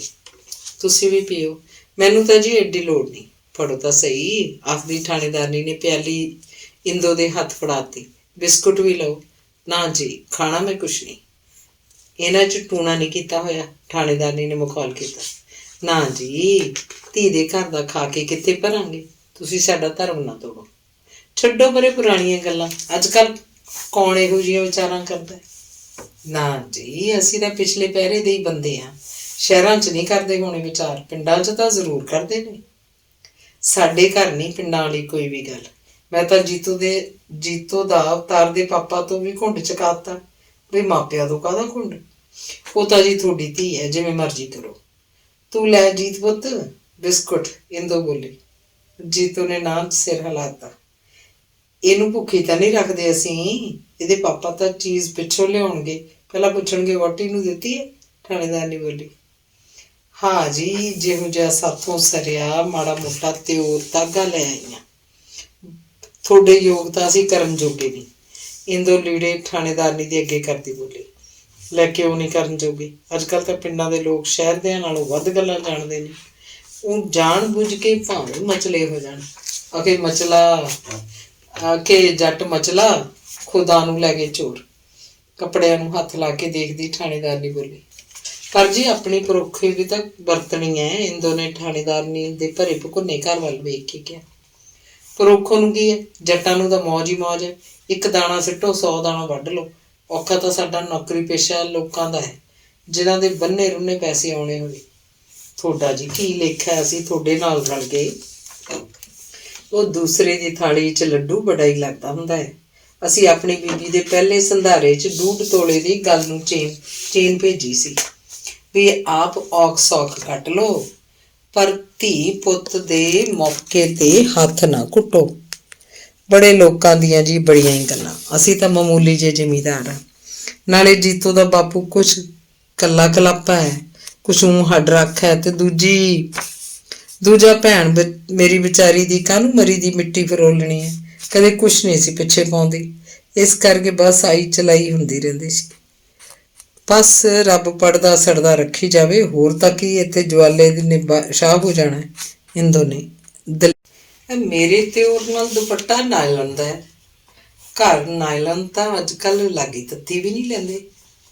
ਪਿੰਡਾਂ 'ਚ ਤਾਂ ਜੀ ਅਜੇ ਨਵੀਂ ਨਵੀਂ ਚੱਲੀ ਹੈ। ਮਲਮਲ ਦਾ ਝੋਨਾ 8 ਰੁਪਇਆ ਨੂੰ ਆ ਜਾਣਾ ਸੀ, ਇਹਦੇ ਸਗੋਂ ਮੈਂ 9 ਰੁਪਏ ਦਿੱਤੇ। ਅਵਤਾਰ, ਖੜਕਾ ਸੁਣ ਕੇ ਥਾਣੇਦਾਰਨੀ ਨੇ ਵਿਹੜੇ 'ਚੋਂ ਲੰਘੇ ਜਾਂਦੇ ਅਵਤਾਰ ਨੂੰ ਸੱਦਿਆ। ਉਹ ਆ ਗਿਆ। ਟੇਕ ਵੇ ਸੱਸ ਨੂੰ ਮੱਥਾ। ਲੈ ਫੜ ਬੂਟੀਆਂ ਵਾਲੀ ਵੈਲ ਦੀ ਪੱਗ, ਇਹੀ ਬੰਨਿਆ ਕਰ, ਤੇਰੀ ਸੱਸ ਲੈ ਕੇ ਆਈ ਹੈ। ਥਾਣੇਦਾਰਨੀ ਨੇ ਮਖੌਲ ਕੀਤਾ। ਸਿੱਟ ਪਰੇ, ਕਿਸੇ ਨੌਕਰ ਨੂੰ ਦੇ ਦੇਈਂ। ਮੋਢੇ ਉੱਪਰੋਂ ਬੰਦੂਕ ਲਾ ਕੇ ਹੱਥ 'ਚ ਫੜਦਾ ਅਵਤਾਰ ਬੋਲਿਆ। ਬਾਪੂ ਤਾਂ ਰਾਜੀ ਹੈ? ਜੀਤੋ ਨੇ ਗੱਲ ਬਦਲਣ ਲਈ ਪੁੱਛਿਆ। ਹਾਂ ਰਾਜੀ ਹੈ, ਜਿੱਦਣ ਦਾ ਇੱਥੋਂ ਗਿਆ ਮਸੋਸਿਆ ਜਿਹਾ ਗਿਆ ਹੈ। ਮੈਂ ਪੁੱਛ ਵੀ ਹਟੀ ਪਰ ਦੱਸਿਆ ਕੁਛ ਨਹੀਂ। ਜੇ ਰੱਬ ਧੀਆਂ ਦੇਵੇ ਤਾਂ ਘਰ ਵੀ ਦੇਵੇ। ਚੱਲ ਤੇਰੀ ਕਿਸਮਤ ਹੈ। ਅਸੀਂ ਤਾਂ ਆਪਣੇ ਭਾਵੇਂ ਸਿਰੋਂ ਪਰੰਦ ਹੋ ਕੇ ਜ਼ੋਰ ਲਾਈ ਜਾਂਦੇ ਹਾਂ। ਇੰਦੋ ਨੇ ਉਦਾਸ ਜਿਹੀ ਹੋ ਕੇ ਕਿਹਾ। ਜੇ ਇਹਨਾਂ 4 ਲੀਰਾਂ ਤੇ ਸਾਰਾ ਜ਼ੋਰ ਲੱਗ ਗਿਆ ਤਾਂ ਮੁੜ ਕੇ ਲੈ ਜਾਓ ਬੇਸ਼ੱਕ, ਮੈਨੂੰ ਨਹੀਂ ਲੋੜ। ਮੇਰੇ ਪੁੱਤ ਨੂੰ ਏਡੇ ਵੱਡੇ ਘਰਾਂ ਤੋਂ ਸਾਕ ਆਉਂਦੇ ਸੀ। ਇੱਕ ਤਾਂ ਨਾਲ 100 ਵਿਗੇ ਜ਼ਮੀਨ ਵੀ ਦਿੰਦਾ ਸੀ। ਧੀਓ ਧੀ ਸੀ ਉਹਦੇ। ਮੈਂ ਤਾਂ ਲਾਲਚ ਨਾ ਕੀਤਾ। ਮੈਂ ਕਿਹਾ ਭਲਕੇ ਮੇਰਾ ਪੁੱਤ ਵਰਤਿਆ ਕਿਹਦੇ ਨਾਲ ਕਰੂ। ਨਾਲੇ ਆਪਣੇ ਘਰ ਰੱਬ ਨੇ ਬਥੇਰਾ ਕੁਛ ਦੇ ਛੱਡਿਆ। ਆਖਦੀ ਥਾਣੇਦਾਰਨੀ ਨੇ ਜੇਬ 'ਚੋਂ ਗੁੱਛਾ ਮੁੱਛਾ ਹੋਇਆ ਰੁਮਾਲ ਕੱਢ ਕੇ ਮੂੰਹ ਪੂੰਝਿਆ। ਸਿਆਣੇ ਆਖਦੇ ਨੇ ਜੀ, ਧੀ ਤਾਂ ਹਮੇਸ਼ਾ ਆਪ ਤੋਂ ਛੋਟੇ ਦੇ ਦੇਣੀ ਚਾਹੀਦੀ ਹੈ, ਪਰ ਸਭ ਸੰਜੋਗਾਂ ਦੇ ਇਖਤਿਆਰ ਹੈ। ਇੰਦੋ ਬੋਲੀ। ਆਪ ਤੋਂ ਛੋਟੇ ਦੇ ਵਿਆਹ ਦਿੰਦੇ। ਅਸੀਂ ਕਿਹੜਾ ਪੈਰੀਂ ਪੱਗ ਧਰਨ ਗਏ ਸੀ। ਨਾਲੇ ਲੈ ਜਾਓ ਆਪਦੇ ਘਰ ਜੇ ਤੁਹਾਨੂੰ ਲੱਗਦਾ ਵੀ ਅਸੀਂ ਔਖੀ ਰੱਖਦੇ ਹਾਂ। ਨਾ ਜੀ, ਚੰਗੀ ਰੱਖੋ ਮੰਦੀ ਰੱਖੋ, ਹੁਣ ਤਾਂ ਤੁਹਾਡੀ ਹੋਈ ਹੈ। ਧੀਆਂ ਤਾਂ ਰਾਜੇ ਰਾਣਿਆਂ ਤੋਂ ਨਹੀਂ ਘਰ ਰੱਖੀਆਂ ਗਈਆਂ। ਅਸੀਂ ਤਾਂ ਕਿਹਦੇ ਪਾਣੀ ਹਾਰਾ। ਤੂੰ ਪੜ੍ਹਦਾ ਹੁੰਦਾ ਕਾਕਾ? ਮੁੱਤਰ ਝਾਕਦੀ ਮਹਿੰਦਰ ਨੂੰ ਥਾਣੇਦਾਰ ਨੇ ਪੁੱਛਿਆ। ਪਿੰਡ 'ਚ 5 ਜਮਾਤਾਂ ਦਾ ਹੀ ਸਕੂਲ ਹੈ, ਉਹ ਹੀ ਨਹੀਂ ਪੜ੍ਹ ਲਈਆਂ। ਹੁਣ ਤਾਂ ਡੰਗਰਾਂ ਮਗਰੀ ਜਾਂਦਾ ਹੁੰਦਾ। ਮਹਿੰਦਰ ਦੀ ਥਾਂ ਇੰਦੋ ਨੇ ਜਵਾਬ ਦਿੱਤਾ। ਡੰਗਰਾਂ ਲਈ ਕੋਈ ਛੋਟੀ ਜਾਤ ਦਾ ਰੱਖ ਲੈਣਾ ਸੀ। ਇਹ ਲੋਕ ਤਾਂ ਜੀ ਬਤਾਏ ਨਹੀਂ ਜਾਂਦੇ ਅੱਜ ਕੱਲ੍ਹ। ਉਹਨਾਂ ਦੇ ਤਾਂ ਅਸਮਾਨ ਕਤੂਰੇ ਭੌਂਕਦੇ ਨੇ। ਸਰਕਾਰ ਜ਼ਮੀਨਾਂ ਦੇਣ ਲੱਗ ਪਈ ਹੈ ਉਹਨਾਂ ਨੂੰ, ਨਾਲੇ ਮੁਫਤ 'ਚ ਇਹਨਾਂ ਦੇ ਜਵਾਕ ਪੜ੍ਹਾਉਂਦੀ ਹੈ। ਉਹ ਤਾਂ ਜੱਟਾਂ ਦੇ ਸ਼ਰੀਕ ਬਣਦੇ ਜਾਂਦੇ ਆ। ਇੰਦੋ ਨੇ ਦੱਸਿਆ। ਤੁਸੀਂ ਵੀ ਮਹਿੰਦਰ ਨੂੰ ਛੋਟੀ ਜਾਤ ਦਾ ਮੁੰਡਾ ਹੀ ਲਿਖਾ ਦੇਣਾ ਸੀ, ਆਪੇ ਮੁਫਤ 'ਚ ਪੜ੍ਹੀ ਜਾਂਦਾ। ਪਰ ਇਹ ਵਿਹੜੇ 'ਚ ਬੈਠੇ ਅਵਤਾਰ ਨੇ ਮਖੌਲ ਕੀਤਾ। ਜੀਤੋ ਨੇ ਰੋਹ ਨਾਲ ਉਸ ਵੱਲ ਵੇਖਿਆ। ਦੇਖਦਾ ਕਿਵੇਂ ਕੌੜ ਮੈਂ ਨੂੰ ਝਾਕਦੀ ਹੈ। ਮੈਂ ਡਰਦਾ ਕਿਸੇ ਤੋਂ, ਆਖਦਾ ਅਵਤਾਰ ਉੱਠ ਕੇ ਕੋਠੇ ਉੱਪਰ ਨੂੰ ਚਲਾ ਗਿਆ। ਚੰਗਾ ਪੁੱਤਰ, ਅਸੀਂ ਆਥਣ ਦੀ ਗੱਡੀ ਤੋਂ ਮੁੜਨਾ ਹੈ। ਬਿੰਦ ਝੱਟ ਤੇਜ ਬੰਸਿਓਂ ਕੰਨੀ ਵੀ ਅਟਕਾਂਗੇ। ਤੂੰ ਸਿਆਣੀ ਬਣ ਕੇ ਰਿਹਾ ਕਰ। ਔਖਾ ਸੌਖਾ ਤਾਂ ਕਬੀਲਦਾਰੀ 'ਚ ਹੁੰਦੀਆਂ ਹੀ ਹੈ। ਹਾਂ, ਦੋਣਾ ਤੇ ਪੀਪੀ ਵਿਹਲੀ ਕਰਕੇ ਲਿਆ ਦੇ। ਚਾਦਰ ਦੀ ਸੰਵਾਰ ਕੇ ਬੁੱਕਲ ਮਾਰਦੀ ਇੰਦੋ ਬੋਲੀ। ਜੀਤੋ ਦੋਣਾ ਤੇ ਪੀਪੀ ਵਿਹਲੀ ਕਰਨ ਚਲੀ ਗਈ। ਕਾਹਨੂੰ ਚੱਕਣਾ ਸੀ ਕੱਚਾ ਆਟਾ ਏਡੀ ਦੂਰੋਂ? ਸਾਡੇ ਨਹੀਂ ਕੋਈ ਸੇਵੀਆਂ ਖਾਂਦਾ, ਥਾਣੇਦਾਰ ਨੇ ਬੋਲੀ। ਤੂੰ ਚੱਲੇਂਗੀ ਤੇਜਵੰਤ ਸਿੰਘ ਦੇ ਘਰ ਤਾਈਂ? ਇੰਦੋ ਨੇ ਵਿਚਾਰੀ ਜੀ ਬਣੀ ਖੜੀ ਜੀਤੋ ਨੂੰ ਪੁੱਛਿਆ। ਇਹ ਗੱਲ ਝੂਠ, ਮੈਂ ਨਹੀਂ ਕਿਸੇ ਦੇ ਘਰ ਜਾਣ ਦੇਣਾ ਇਹਨੂੰ। ਕੋਈ ਰਾਜੀ ਰਹੇ ਗੁੱਸੇ ਰਹੇ, ਫਿਰਨ ਦੀ ਆਦਤ ਸਾਡੇ ਘਰ ਨਹੀਂ ਕਿਸੇ ਨੂੰ ਪਸੰਦ। ਤੁਸੀਂ ਇਹ ਤੋਂ ਹੋਰ ਕੁਝ ਪੁੱਛਣਾ ਦੱਸਣਾ ਹੈ ਤਾਂ ਮੈਂ ਪਰਾਂ ਚੱਲੀ ਜਾਂਦੀ ਹਾਂ। ਥਾਣੇਦਾਰ ਨੇ ਉੱਠ ਕੇ ਖੜੀ ਹੋਈ। ਨਾ ਜੀ, ਉਹ ਤਾਂ ਆਪਣਾ ਘਰ ਦਾ ਹੀ ਪੁੱਤ ਹੈ। ਤੇਜਵੰਤ ਦੀ ਮਾਂ ਜੀਤੋ ਤੇ ਬਾਪੂ ਦੀ ਸਕੀ ਭੂਆ ਦੀ ਧੀ ਸੀ। ਹੁਣ ਤੁਸੀਂ ਜੀਤ ਨਹੀਂ ਭੇਜਣੀ, ਤੁਹਾਡੀ ਮਰਜ਼ੀ ਹੈ। ਚੰਗਾ ਪੁੱਤ, ਮੈਂ ਜਾਨੀ ਹਾਂ, ਇੰਦੋ ਨੇ ਮੋਢਾ ਪਲੋਸ ਕੇ ਕਿਹਾ। ਦੋਣਾ ਨਾਲ ਹੀ ਨਹੀਂ ਸੀ ਪੰਜੀਰੀ ਦੇ। ਅਵਤਾਰ ਨੇ ਖਾਲੀ ਦੋਣਾ ਇੰਦੋ ਦੇ ਹੱਥ 'ਚ ਵੇਖ ਕੇ ਕਿਹਾ। ਰੱਖ ਲਓ, ਤੁਹਾਡੀ ਮਰਜ਼ੀ ਹੈ। ਚੰਗਾ ਜੀ, ਮੈਂ ਫਿਰ ਜਾਨੀ ਹਾਂ, ਇੰਦੋ ਨੇ ਥਾਣੇਦਾਰਨੀ ਦੇ ਪੈਰੀਂ ਹੱਥ ਲਾ ਕੇ ਕਿਹਾ। ਮੈਂ ਤਾਂ ਆਖਦੀ ਸੀ ਤੁਸੀਂ ਅੱਜ ਰਹੋ, ਥਾਣੇਦਾਰਨੀ ਨੇ ਕਿਹਾ। ਨਾ ਜੀ, ਪਿੱਛੇ ਜੀਤੋ ਦੇ ਬਾਪੂ ਦੀ ਰੋਟੀ ਦਾ ਔਖਾ ਹੈ। ਨਾਲੇ ਮੈਂ ਮੇਰੇ ਹੱਥ ਪਈ ਹੋਈ ਹੈ, ਉਹਨੇ ਨਹੀਂ ਕਿਸੇ ਤੋਂ ਮਿਲਣਾ। ਜੀਤੋ ਬਾਹਰ ਤੱਕ ਉਹਨਾਂ ਨੂੰ ਛੱਡਣ ਆਈ ਤੇ ਮਲਕ ਦੇ ਕੇ 2 ਰੁਪਈਏ ਉਹਨੇ ਮਹਿੰਦਰ ਦੇ ਹੱਥ 'ਚ ਫੜਾ ਦਿੱਤੇ। ਸਾਹਮਣੇ ਦਿੰਦੀ ਤਾਂ ਕਿ ਮੈਂ ਹੱਥ ਫੜਨਾ ਸੀ, ਥਾਣੇਦਾਰਨੀ ਨੇ ਪਰਾਂ ਤੋਂ ਹੀ ਕਿਹਾ। ਇੰਦੋ ਨੇ ਮਹਿੰਦਰ ਤੋਂ ਲੈ ਕੇ 2 ਰੁਪਈਏ ਜੀਤੋ ਨੂੰ ਮੋੜ ਦਿੱਤੇ ਤੇ ਕਿਹਾ, ਨਾ ਪੁੱਤ, ਉੱਥੇ ਵੀ ਤਾਂ ਤੇਰੇ ਹੀ ਨੇ, ਮੈਂ ਦੇ ਦੂੰ ਘਰੋਂ। ਜੀਤੂ ਨੇ ਅੱਖਾਂ ਭਰ ਲਈਆਂ। ਇੰਦੋ ਨੇ ਸਿਰ ਪਲੋਸਿਆ ਤੇ ਤੇਜਵੰਤ ਦੇ ਘਰ ਦਾ ਰਾਹ ਪੁੱਛ ਕੇ ਮਹਿੰਦਰ ਦੇ ਨਾਲ ਤੁਰ ਪਈ। ਜੀਤੂ ਕਿੰਨਾ ਚਿਰ ਖੜੀ ਪਿੱਛੇ ਉਹਨਾਂ ਨੂੰ ਜਾਂਦਿਆਂ ਨੂੰ ਵੇਖਦੀ ਰਹੀ। ਅੰਗ 11। ਰੱਬ ਸੁੱਖ ਰੱਖੇ। ਕਈ ਦਿਨ ਦੀਆਂ ਬਿੱਲੀਆਂ ਰੋਂਦੀਆਂ ਨੇ। ਥਾਣੇਦਾਰਨੀ ਨੇ ਬੰਦੂਕ ਸਾਫ਼ ਕਰ ਰਹੇ ਅਵਤਾਰ ਦੇ ਕੋਲ ਬੈਠਦੀ ਨਹੀਂ ਕਿਹਾ, ਤੂੰ ਤਾਂ ਉਂਝ ਹੀ ਵਹਿਮ ਕਰਨ ਲੱਗ ਜਾਂਦੀ ਹੈ ਬੀਬੀ। ਕਹੇ ਅੱਜ ਮਾਰਦੇ ਆ ਬਿੱਲੀ, ਆਪੇ ਰੋਣ ਤੋਂ ਹਟ ਜੂਗੀ। ਨਾ ਵੇ ਚੰਦਰਿਆ, ਬਿੱਲੀ ਦਾ ਤਾਂ ਆਖਦੇ ਨੇ ਛੇਤੀ ਛੇਤੀ ਨਹੀਂ ਪਾਪ ਉਤਰਦਾ। ਸੋਨੇ ਦੀ ਬਿੱਲੀ ਬਣਾ ਕੇ ਗੰਗਾ ਜਾ ਕੇ ਪੁੰਨ ਕਰਕੇ ਆਵੇ ਤਾਂ ਕਿਤੇ ਜਾ ਕੇ ਇੱਕ ਜਨਮ ਦਾ ਪਾਪ ਉਤਰਦਾ। ਵਾਧੂ ਪਖੰਡ ਨੇ ਬਾਹਮਣਾਂ ਦੇ। ਤੂੰ ਵੇਲੇ ਕਵੇਲੇ ਸ਼ਿਕਾਰ ਨੂੰ ਨਾ ਜਾਇਆ ਕਰ। ਇੱਕ ਤੇਰਾ ਪਾਪਾ ਜੀ ਵੀ ਬਹੁਤੀ ਪੀਣ ਲੱਗ ਪਏ ਨੇ। ਤੂੰ ਫਿਕਰ ਨਾ ਕਰ, ਕੁਛ ਨਹੀਂ ਹੁੰਦਾ। ਅਜੇ ਗੱਲਾਂ ਹੀ ਕਰ ਰਹੇ ਸੀ ਕਿ ਡਾਕੀਆ ਚਿੱਠੀ ਦੇ ਗਿਆ ਕਿ ਥਾਣੇਦਾਰਨੀ ਦਾ ਭਰਾ ਸਖਤ ਬਿਮਾਰ ਸੀ। ਥਾਣੇਦਾਰਨੀ ਨੂੰ ਫਿਕਰ ਤਾਂ ਬੜਾ ਲੱਗਿਆ, ਪਰ ਉਹ ਅਗਲੇ ਦਿਨ ਥਾਣੇਦਾਰ ਨੂੰ 4 ਦਿਨ ਦੇ ਦੌਰੇ ਉੱਤੇ ਤੋਰ ਕੇ ਹੀ ਖਬਰ ਨੂੰ ਗਈ। ਜਾਣ ਤੋਂ ਪਹਿਲਾਂ ਉਹਨੇ ਅਵਤਾਰ ਨੂੰ ਘਰ ਹੀ ਰਹਿਣ ਦੀ ਮੁੜ ਤਾਕੀਦ ਕੀਤੀ। ਭਾਈ ਚੌਕਸੀ ਨਾਲ ਰਹੀ, ਭਲਕੇ ਆਥਣ ਤਾਈਂ ਮੈਂ ਹਰ ਹਾਲ ਮੁੜ ਆਉਂਗੀ, ਉਹਨੇ ਜੀਤੋ ਨੂੰ ਕਿਹਾ। ਪਰ ਅਗਲੇ ਦਿਨ ਉਹ ਤਾਂ ਨਾ ਮੁੜੀ। ਥਾਣੇਦਾਰ ਉੱਤਮ ਸਿੰਘ ਜ਼ਰੂਰ ਮੁੜ ਆਇਆ। ਤੇਰੀ ਬੀਬੀ ਨਹੀਂ ਆਈ? ਉਹਨੇ ਆਉਂਦੇ ਨਹੀਂ ਜੀਤੋ ਤੋਂ ਪੁੱਛਿਆ। ਜੀਤੋ ਨੇ ਨਾਂਹ 'ਚ ਸਿਰ ਹਿਲਾਇਆ। ਫਿਰ ਉਹਨੇ ਘੜੀ ਦੇਖੀ, ਗੱਡੀ ਕਦੋਂ ਦੀ ਆ ਚੁੱਕੀ ਸੀ ਤੇ ਸਵੇਰ ਤੋਂ ਪਹਿਲਾਂ ਕਿਸੇ ਗੱਡੀ ਨੇ ਨਹੀਂ ਸੀ ਆਉਣਾ। ਇਉਂ ਕਰ, ਚੀਜ਼ਾਂ ਰੱਖ ਲੈ। ਜੀਤੋ ਨੇ ਝੋਲਾ ਫੜ ਕੇ ਕਿੱਲੀ ਨਾਲ ਟੰਗਤਾ। ਇਉਂ ਨਾ ਰੱਖ, ਕਿਤੇ ਸਾਂਭ ਦੇ। ਆਪਣੀ ਬੀਬੀ ਨੂੰ ਵੀ ਨਾ ਦੱਸੀ, ਨਹੀਂ ਤਾਂ ਉਹਨੇ ਤੇਰੇ ਕੋਲ ਨਹੀਂ ਰਹਿਣ ਦੇਣੀਆਂ, ਆਖਦਾ ਥਾਣੇਦਾਰ ਗੁਸਲਖਾਨੇ 'ਚ ਨਹਾਉਣ ਚਲਾ ਗਿਆ। ਜੀਤੋ ਨੇ ਝੋਲਾ ਫਰੋਲ ਕੇ ਦੇਖਿਆ। ਉੱਪਰ ਮੂੰਗਫਲੀ ਪਾਈ ਹੋਈ ਸੀ, ਹੇਠਾਂ ਇੱਕ ਡੱਬਾ ਸੀ ਜਿਸ 'ਚ ਪੂਰੀਆਂ 13 ਸੋਨੇ ਦੀਆਂ ਚੂੜੀਆਂ ਸਨ। ਉਹ ਹੈਰਾਨ ਹੀ ਹੋ ਗਈ। ਉਹਨੇ ਉਸੇ ਤਰ੍ਹਾਂ ਡੱਬਾ ਬੰਦ ਕਰ ਦਿੱਤਾ। ਇਹ ਤੁਸੀਂ ਕਿਤੇ ਰੱਖ ਲਓ, ਉਹਨੇ ਨਹਾ ਕੇ ਜਾ ਰਹੇ ਆਪਣੇ ਸਹੁਰੇ ਨੂੰ ਝੋਲੇ ਵੱਲ ਇਸ਼ਾਰਾ ਕਰਕੇ ਕਿਹਾ। ਕਮਲੀ ਸਾਂਭਣਾ ਸਿੱਖ, ਬੀਬੀ ਤਾਂ ਤੇਰੀ ਬੁੱਢੀ ਹੋ ਚੱਲੀ ਆ ਹੁਣ, ਗਾਹਾਂ ਨੂੰ ਤੂੰ ਹੀ ਘਰ ਸਾਂਭਣਾ, ਆਖਦਾ ਉਹ ਤੁਰ ਪਿਆ। ਆਓ ਅਵਤਾਰ ਸਿੰਘ ਜੀ, ਅੱਜ ਮੈਂ ਥੱਕਿਆ ਹੋਇਆ, ਜ਼ਰਾ ਸ਼ੁਗਲ ਮੇਲਾ ਹੋ ਜਾਏ। ਥਾਣੇਦਾਰ ਨੇ ਆਪਣੇ ਪੁੱਤਰ ਨੂੰ ਗਲਾਸ ਵਿਖਾ ਕੇ ਉੱਪਰ ਹਾਕ ਮਾਰੀ। ਮੇਰੇ ਹਿੱਸੇ ਦੀ ਹੇਠਾਂ ਹੀ ਭੇਜ ਦੋ, ਅਵਤਾਰ ਬੋਲਿਆ। ਓਏ, ਜਦੋਂ ਪਿਓ ਦੀ ਜੁੱਤੀ ਪੁੱਤ ਦੇ ਆਉਣ ਲੱਗ ਜਾਏ ਤਾਂ ਪੁੱਤ ਨੂੰ ਪੁੱਤ ਨਹੀਂ ਸਮਝਣਾ ਚਾਹੀਦਾ, ਦੋਸਤ ਸਮਝਣਾ ਚਾਹੀਦਾ। ਤੇਰੇ ਤਾਂ ਮੇਰੇ ਨਾਲੋਂ ਇੱਕ ਉਂਗਲ ਵੱਡੀ ਜੁੱਤੀ ਆਉਣ ਲੱਗ ਪਈ। ਚਾਚਾ ਆ ਜਾ ਉੱਤੇ ਹੀ, ਥਾਣੇਦਾਰ ਨੇ ਮਜ਼ਾਕ ਕੀਤਾ। ਅਵਤਾਰ ਤੋਂ ਵੀ ਰਿਹਾ ਨਾ ਗਿਆ। ਪਿਓ ਪੁੱਤ ਪੀਣ ਬੈਠ ਗਏ। ਅੱਜ ਥਾਣੇਦਾਰ ਆਪ ਪਾਪਾ ਅਵਤਾਰ ਨੂੰ ਦਿੰਦਾ ਰਿਹਾ। ਅਵਤਾਰ ਨੇ ਸਮਝਿਆ ਅੱਜ ਬੀਬੀ ਜੋ ਘਰ ਨਹੀਂ ਤਾਂ ਉਹ ਦੋਨਾਂ ਨੂੰ ਹੀ ਗਾਲਾਂ ਦਿੰਦੀ। ਚਲੋ ਅੱਜ ਇੱਕ ਗੋਲੀ ਐਸਪਰੋ ਦੀ ਵੀ ਵਿੱਚ ਘੋਲ ਕੇ ਪੀ ਕੇ ਦੇਖੀਏ, ਆਖਦੇ ਨੇ ਦੂਣਾ ਨਸ਼ਾ ਚੜ੍ਹਦਾ ਹੈ। ਥਾਣੇਦਾਰ ਬੋਲਿਆ ਤੇ ਜੇਬ 'ਚੋਂ ਐਸਪਰੋ ਦੀਆਂ ਗੋਲੀਆਂ ਕੱਢ ਕੇ ਗਲਾਸ 'ਚ ਪਾਉਣ ਲੱਗਿਆ। ਪਰ ਗਲਤੀ ਨਾਲ ਕੇ ਜਾਣ ਕੇ ਉਹਨੇ ਦੋਵੇਂ ਗੋਲੀਆਂ ਅਵਤਾਰ ਦੇ ਗਲਾਸ 'ਚ ਹੀ ਪਾ ਦਿੱਤੀਆਂ। ਭਰ ਕੇ ਗਲਾਸ ਪੀਤੇ। ਅਵਤਾਰ ਸ਼ਰਾਬ ਪੀ ਕੇ ਰੋਣ ਲੱਗ ਪਿਆ ਤੇ ਦੱਸਣ ਲੱਗਿਆ, ਪਹਿਲੇ ਉਹਨੂੰ ਕਾਲਜ 'ਚ ਉਹਦੇ ਨਾਲ ਪੜ੍ਹਦੀ ਇੱਕ ਕੁੜੀ ਖੱਤ ਲਿਖਦੀ ਹੁੰਦੀ ਸੀ, ਫੇਲ ਵੀ ਉਹ ਇਸੇ ਕਰਕੇ ਹੋ ਜਾਂਦਾ ਸੀ। ਹੁਣ ਜਦੋਂ ਉਹਦਾ ਵਿਆਹ ਹੋਇਆ, ਉਹ ਇੱਕ ਹੋਰ ਮੁੰਡੇ ਨਾਲ ਫਿਰਨ ਲੱਗ ਪਈ ਹੈ, ਖੱਤ ਵੀ ਨਹੀਂ ਲਿਖਦੀ। ਕੋਈ ਨਾ, ਉਸ ਮੁੰਡੇ ਨੂੰ ਜੇ ਨਾ ਜੇਲ੍ਹ ਭਜਵਾਇਆ ਕੀ ਯਾਦ ਰੱਖੇਗਾ, ਥਾਣੇਦਾਰ ਨੇ ਦਿਲਾਸਾ ਦਿੱਤਾ। ਫਿਰ ਅਵਤਾਰ ਦੱਸਦਾ ਰਿਹਾ, ਜਿਹੜੀ ਨਾ ਜੀਤੋ ਹੈ ਮੇਰੇ ਨਾਲੋਂ ਬਹੁਤ ਤਕੜੀ ਹੈ ਸਾਲੀ, ਨਾਲੇ ਉਹਦਾ ਜਿਹੜਾ ਨਾ ਬਾਈ ਹੈ ਤੇਜਵੰਤ, ਉਹਨੂੰ ਨਾ ਆਪਣੇ ਘਰੇ ਆਉਣ ਦਿਆ ਕਰੋ, ਸਾਲੀ ਮੇਰੀਆਂ ਚੁਗਲੀਆਂ ਕਰਦੀ ਹੋਊਗੀ। ਥਾਣੇਦਾਰ ਹਰ ਗੱਲ ਬੜੇ ਧਿਆਨ ਨਾਲ ਸੁਣਦਾ ਰਿਹਾ। ਫਿਰ ਉਹਨੂੰ ਆਪਣੇ ਹੀ ਮੰਜੇ ਉੱਤੇ ਲਿਟਾ ਦਿੱਤਾ, ਉੱਤੇ ਚੱਦਰ ਵੀ ਦੇ ਦਿੱਤੀ। ਘੜੀ ਕੁ ਮਗਰੋਂ ਘੂਕ ਸੌਂ ਗਿਆ। ਥਾਣੇਦਾਰ ਮਲਕ ਦੇ ਕੇ ਉੱਠਿਆ, ਚੁਬਾਰੇ ਦਾ ਬਾਹਰੋਂ ਬੂਹਾ ਬੰਦ ਕਰਤਾ, ਹੇਠਾਂ ਆਇਆ। ਸਰਦਾਰ ਜੀ ਖਾਣਾ? ਨੌਕਰ ਨੇ ਪੁੱਛਿਆ। ਲੈ ਫੜ ਪੈਸੇ, ਸਿਨੇਮਾ ਵੇਖ ਆ, ਭੱਜ ਜਾ, ਥਾਣੇਦਾਰ ਨੇ ਉਹਨੂੰ 5 ਰੁਪਏ ਦੇ ਕੇ ਕਿਹਾ। ਅੱਗੇ ਵੀ ਜਦੋਂ ਕਦੇ ਥਾਣੇਦਾਰ ਖੁਸ਼ ਹੁੰਦਾ ਸੀ ਤਾਂ ਉਹਨੂੰ ਸਿਨੇਮਾ ਦੇਖਣ ਲਈ ਪੈਸੇ ਦੇ ਦਿੰਦਾ ਸੀ, ਪਰ ਅੱਜ ਤਾਂ ਉਹਨੇ ਪੂਰੇ 5 ਰੁਪਏ ਦੇ ਦਿੱਤੇ ਸੀ। ਨੌਕਰ ਲੰਗਰ 'ਚ ਜੀਤੋ ਕੋਲ ਵੀ ਨਾ ਗਿਆ ਤਾਂ ਕਿ ਕੀ ਪਤਾ ਉਹ ਰੋਕ ਹੀ ਲਵੇ। ਗੈਰੇਜ 'ਚੋਂ ਦੂਜਾ ਕਮੀਜ਼ ਪਾ ਕੇ ਬੀੜੀ ਸੁਲਗਾ ਸਿਨੇਮੇ 'ਚ ਪਹੁੰਚ ਗਿਆ। ਜੀਤੋ ਲੰਗਰ 'ਚ ਬੈਠੀ ਫੁਲਕੇ ਲਾ ਰਹੀ ਸੀ। ਤੂੰ ਜੀਤੀ ਇੰਨੀ ਔਖੀ ਨਾ ਹੋਇਆ ਕਰ, ਕੰਮ ਕਰਦੀ, ਆਪਣੇ ਕੋਲ ਬਥੇਰੇ ਪੈਸੇ ਨੇ, ਨੌਕਰ ਇੱਕ ਹੋਰ ਰੱਖ ਲਵਾਂਗੇ। ਜੀਤੋ ਦਾ ਸਹੁਰਾ ਚੁੱਲ੍ਹੇ ਮੂਹਰੇ ਹੀ ਪੀੜੀ ਉੱਤੇ ਬੈਠਦਾ ਬੋਲਿਆ। ਜੀਤੋ ਨੇ ਕੋਈ ਜਵਾਬ ਨਾ ਦਿੱਤਾ ਤੇ ਨਾ ਹੀ ਉੱਪਰ ਵੇਖਿਆ। ਮੇਰੇ ਨਾਲ ਗੁੱਸੇ ਹੈ? ਤੈਨੂੰ ਪਤਾ ਮੈਂ ਹੀ ਹਾਂ ਕੀਤੀ ਸੀ ਤੇਰੇ ਸਾਕ ਲਈ। ਤੇਰੀ ਬੀਬੀ ਤਾਂ ਕਹਿੰਦੀ ਸੀ ਕੁੜੀ ਦੀ ਮਾਂ ਨੂੰ ਦੂਜਾ ਕੀਤਾ ਹੋਇਆ। ਮੈਂ ਕਿਹਾ ਤਾਂ ਕੀ ਹੈ, ਤੂੰ ਕੁੜੀ ਵੱਲ ਵੇਖ, ਹੱਥ ਲਾਇਆ ਮਿਲੀ ਹੁੰਦੀ ਹੈ। ਥਾਣੇਦਾਰ ਨੇ ਤਾਜ਼ੀਆਂ ਰੰਗੀਆਂ ਮੁੱਛਾਂ ਉੱਤੇ ਹੱਥ ਫੇਰ ਕੇ ਕਿਹਾ। ਜੀਤੋ ਫਿਰ ਵੀ ਕੁਛ ਨਾ ਬੋਲੀ। ਫਿਰ ਉਹਨੇ ਅਗਾਂਹ ਵੱਧ ਕੇ ਰੋਟੀ ਵੇਲ ਰਹੀ ਜੀਤੋ ਦਾ ਹੱਥ ਫੜ ਲਿਆ। ਜੀਤੋ ਘਬਰਾ ਕੇ ਹੱਥ ਝਟਕ ਕੇ ਉੱਠ ਖੜੀ ਹੋਈ। ਥਾਣੇਦਾਰ ਵੀ ਉੱਲੇ ਖੜਾ ਹੋ ਗਿਆ।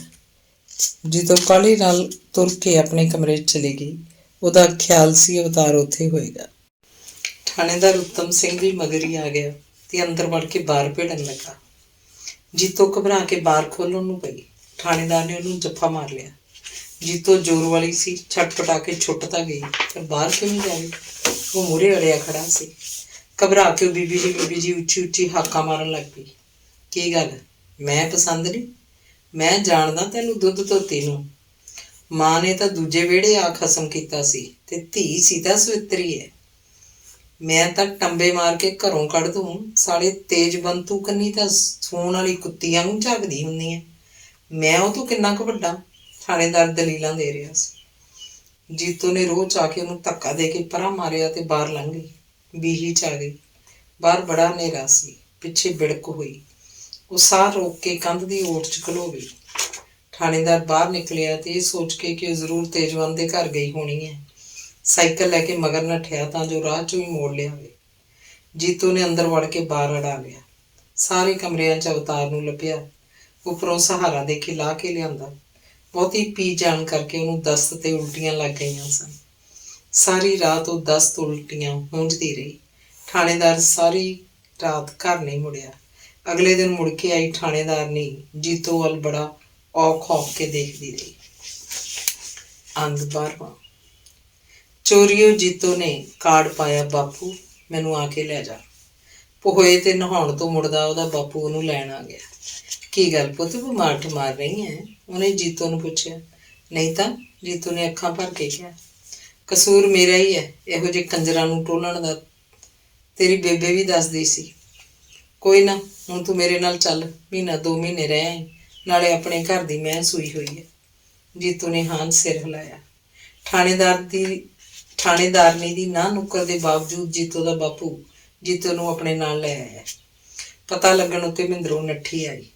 ਘੁੱਟ ਕੇ ਮਿਲੀ, ਧੱਫਾ ਮਾਰਦੀ ਬੋਲੀ, ਨਹੀਂ ਹਰਾਂਬੜੇ, ਸੱਸ ਪਿੱਟੀਏ, ਖਸਮ ਨੇ ਏਡਾ ਕੀ ਤੇਰੇ ਸਿਰ ਪਾ ਲਿਆ ਵੀ ਸਾਨੂੰ ਜਮਾਂ ਹੀ ਭੁੱਲ ਗਈ।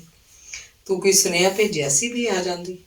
ਆਖਦੇ ਨੇ ਥਾਣੇਦਾਰ ਦਾ ਤਾਂ ਭਾਰ ਢੋ ਕੇ ਗਦੀਆਂ 'ਚ ਨਹੀਂ ਸੀ ਰਲਦੀ। ਤੂੰ ਤਾਂ ਹੋਈ ਥਾਣੇਦਾਰ ਦੀ ਨੂੰਹ। ਤੈਨੂੰ ਹੁਣ ਪਿੰਡ ਕਾਹਨੂੰ ਚੰਗਾ ਲੱਗਦਾ? ਮੈਂ ਕੀ ਕਰਦੀ, ਅਗਲੇ ਆਉਣ ਹੀ ਨਾ ਦੇਣ। ਜੀਤੋ ਨੇ ਮਹਿੰਦਰੋਂ ਨੂੰ ਕੋਲ ਬਿਠਾਉਂਦਿਆਂ ਕਿਹਾ, ਨਹੀਂ ਤੂੰ ਅਸੀਂ ਵੇਚੀ ਤਾਂ ਨਹੀਂ ਅਗਲਿਆਂ ਮੂਹਰੇ? ਛੱਡ ਪਰੇ ਵਾਧੂ ਹੁੱਜਤਾਂ। ਜੀ ਆਪਦਾ ਨਹੀਂ ਕਰਦਾ ਆਉਣ ਨੂੰ, ਸਿਰ ਅਗਲਿਆਂ ਦੀ ਲਾਉਂਦੀ ਹੈ। ਆਉਣ ਦੇ ਉਸ ਨੂਨ ਘੁੱਟਣੇ ਜੇ ਨੂੰ, ਲੈਣ ਤਾਂ ਆਊਗਾ ਹੀ ਨਾ। ਪੁੱਛੂੰਗੀ ਵੀ ਥਾਣੇਦਾਰਾਂ ਦੇ ਘਰ ਟੁੱਕ ਵੀ ਨਹੀਂ ਜੁੜਦਾ। ਮੂੰਹ ਤਾਂ ਦੇਖ ਕਿਵੇਂ ਨਾਈਆਂ ਦੀ ਬੱਚੀ ਵਰਗਾ ਕੱਢਿਆ। ਲੈ ਫੜੋ ਚਾਹ ਪੀਓ। ਵੱਡੀ ਬੇਬੇ ਦੋਹਾਂ ਨੂੰ ਚਾਹ ਦਾ ਇੱਕ ਗਲਾਸ ਫੜਾਉਂਦੀ ਬੋਲੀ। ਤੇਰਾ ਵਿਆਹ ਕਦੋਂ ਹੋਣਾ ਇਹ ਦੱਸ? ਚਾਚੇ ਨੇ ਦੇਖਿਆ ਕੋਈ ਥਾਂ ਕਿ ਨਹੀਂ? ਜੀਤੋ ਨੇ ਗੱਲ ਟਾਲਣ ਵਾਲੀ ਹੋਰ ਗੱਲ ਤੋਰ ਲਈ। ਆਖਦੀ ਸੀ ਜੀਤੋ ਨੂੰ ਹੀ ਦੇ ਦਾਂਗੇ ਸਾਕ। ਮਹਿੰਦਰੋਂ ਨੇ ਮੁਖਾਲ ਕੀਤਾ। ਮੈਂ ਤਾਂ ਸੱਤੀ ਹੱਥੀਂ ਸਾਕ ਲੈ ਜਾਂਦੀ, ਪਰ ਉਹਨਾਂ ਦੇ ਤਾਂ ਹੋਰ ਮੁੰਡਾ ਹੀ ਨਹੀਂ। ਸੱਸ ਨਹੀਂ ਤੇਰੀ ਮਰਨ ਵਾਲੀ। ਰੰਡੀਏ ਸਹੇਲੀ ਤੋਂ ਸੱਸ ਬਣਨ ਨੂੰ ਫਿਰਦੀ ਐ, ਪਰ ਬੁੜੇ ਨੂੰ ਕੀ ਕਰੇਂਗੀ? ਘਰ ਦੀ ਉਹ ਗੱਲ ਹੋਊ, 2-4 ਦਿਨ ਤੇਰੇ ਨਾਲ ਵੱਟਾ ਸੱਟਾ ਕਰ ਲਿਆ ਕਰੂੰ, ਤੂੰ ਓਨੇ ਕੁ ਦਿਨ ਆਰਾਮ ਕਰ ਲਿਆ ਕਰੀ। ਨਾ ਭਾਈ, ਇਹ ਗੱਲ ਝੂਠੀ।